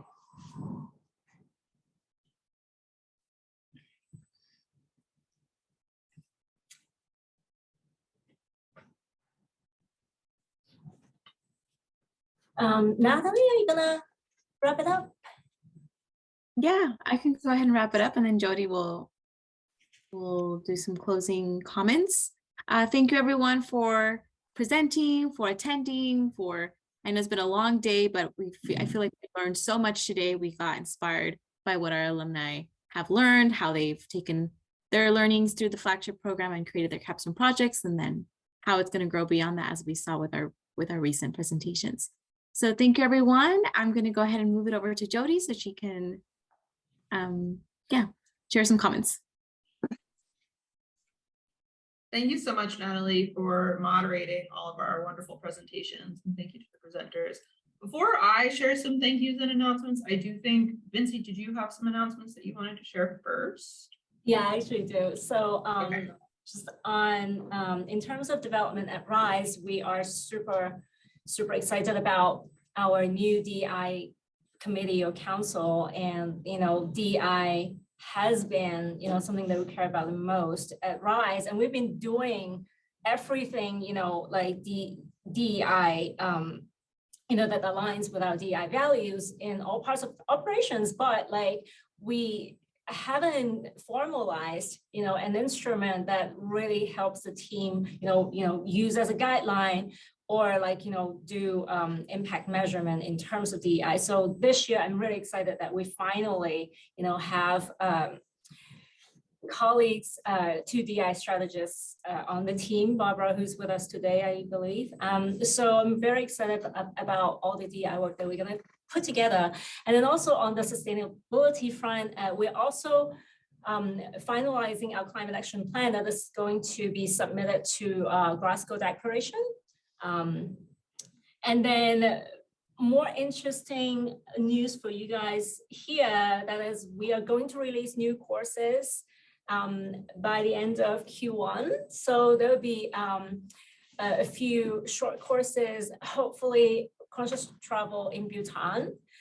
Conscious travel in New Zealand is also coming up, and conscious travel in Rwanda. I mean, I can't promise the exact release date, but like it's the progress has been pretty promising. And then we look forward to new partnerships, like partnerships with, for example, the TTRC and then other academic institutions as well. So if anyone in the audience who's not yet part of the RISE community, please reach out to us and see, if there's any potential collaborations possible. Another thing is that last year when we traveled in Guatemala in 2022 on our EJ, we actually hired a local film crew to follow us from the first day to the last. And we will be creating a documentary on decolonizing travel. Well, it's going to be a very short one, probably like 10, 12 minutes kind of thing, but we're really excited to be working on that project, and hopefully, with Enica and Codigo Films, that is the company I just mentioned, we're going to put something really cool together. And the last bit is we want to get a little more involved in research. So we started a research library on Zotero. Anyone who wants to help us continue to build our resource library, whatever research article, news article, journal papers related to your areas of interest within, like in relation to sustainable travel and regenerative travel, like anti-oppression in travel, anything that we address at RISE, do help us, do add those resources and help us build that library, which we're going to share with the TTRC as well. So yeah, thank you everybody. And as Jody said, the next flagship cohort will start in 10 days. So the 20th of February, anyone who's listening today, who's still staying with us, if you're interested in becoming a part of our community, do sign up. And also like we have tuition grants for full-time university students, and you will also have the opportunity to apply for a travel scholarship to get on our next EJ. And speaking of the next EJ, I'm going to put that on hold. Jody is going to announce the destination of our next EJ. But before doing that, I need to let the TTRC talk a little bit about their upcoming events, seminar, and do a couple of papers. Go ahead. Hi, thank you, RISE, for being here, and thank you everybody for presenting. It has been a really awesome experience. So we, as TTRC, we are having the second TTRC Sustainable Travel and Tourism Seminar in May. It's a 2 days seminar on May 4th and 5th. So for the seminar we're going to talk about sustainability and monitoring and evaluation. So for the rationale, like what behind it is really about the implementing and how the companies implement the sustainable practice and how are we going to track it, how the practice has been turned out, what the results are, and also the measurement, like how do we collect the data and how are we going to analyze when we have the data. And the last, it will be how the technology assessment, the assessment framework, and also the tools and technologies we're going to use to measure and to evaluate. So there are four thematic areas, which is, the first one is histories, philosophies, and trajectories of sustainability. And the second one is metrics, measurements, and reporting. And third one is tools, practice, and case studies. And the last one is training, policies, and certifications. Yeah, and it will be in here at the Hi Hub. And also you can also join online through Zoom. So can you share with the audience like where to find this information, like the website of TTRC? Yeah, so you have so this is the upper website and there should be a registration link. It's not there yet. Okay. So what we It'll could be here on do, events. what we could do is to include that link in our post-event email. Okay. Perfect. And also you can follow the TTRC underline NYU. We have all the upcoming events and things happening this semester will be posted on the Instagram as well. Thank you. Yeah. Thank you. Well, thank you, NYU. And I also want to give a shout out to J. Wu Johnson and Wales University, and also to Dr. Tiffany Rhodes for your support, for RISE, and also like bringing all these amazing students into our program. And I hope that you continue to do that. So thank you. And Jody, please go ahead. Take it from me. Thanks. So just to round up our day of amazing presentations, I first want to thank everyone involved. Thank you so much to the NYU Travel and Tourism Research Collaboratory for partnering with us on this event, providing the space, and sharing all of your useful knowledge and resources. Thank you to the RISE community, not just the students and the people on our team, but to the community, to all of you who show up to our events. You're really wonderful, and I really enjoy interacting with you and learning from you as well.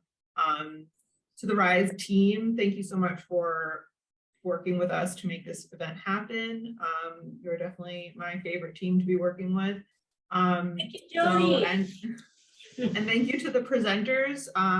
Presenting is stressful and hard, so I really appreciate that you showed up and that you did it, and you did it so well.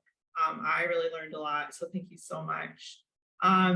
Vinci already said the one announcement that I had, which is that the next flagship cohort starts on the 20th of February in 10 short days. Registration is still open, so go check that out. There will be a link in the post event email so that you can find it, but we're also risetravelinstitute.org. Go check us out.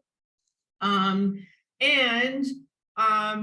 really excited to announce that the next RISE experiential journey will be happening in the fall. We're going to India. We don't have dates set just yet, but our plan is to go around Thanksgiving, avoid those really, really bad monsoons. So keep an eye out for more information. As you hopefully already know, the RISE experiential journey is an exciting opportunity open to our flagship alumni. So for those of you who presented today, you're top of the list of people we want to join us. So keep an eye out. And again, thank you so much everyone for joining us. Have a great weekend. Bye. Thank you, everyone. Bye, everyone. Thank you.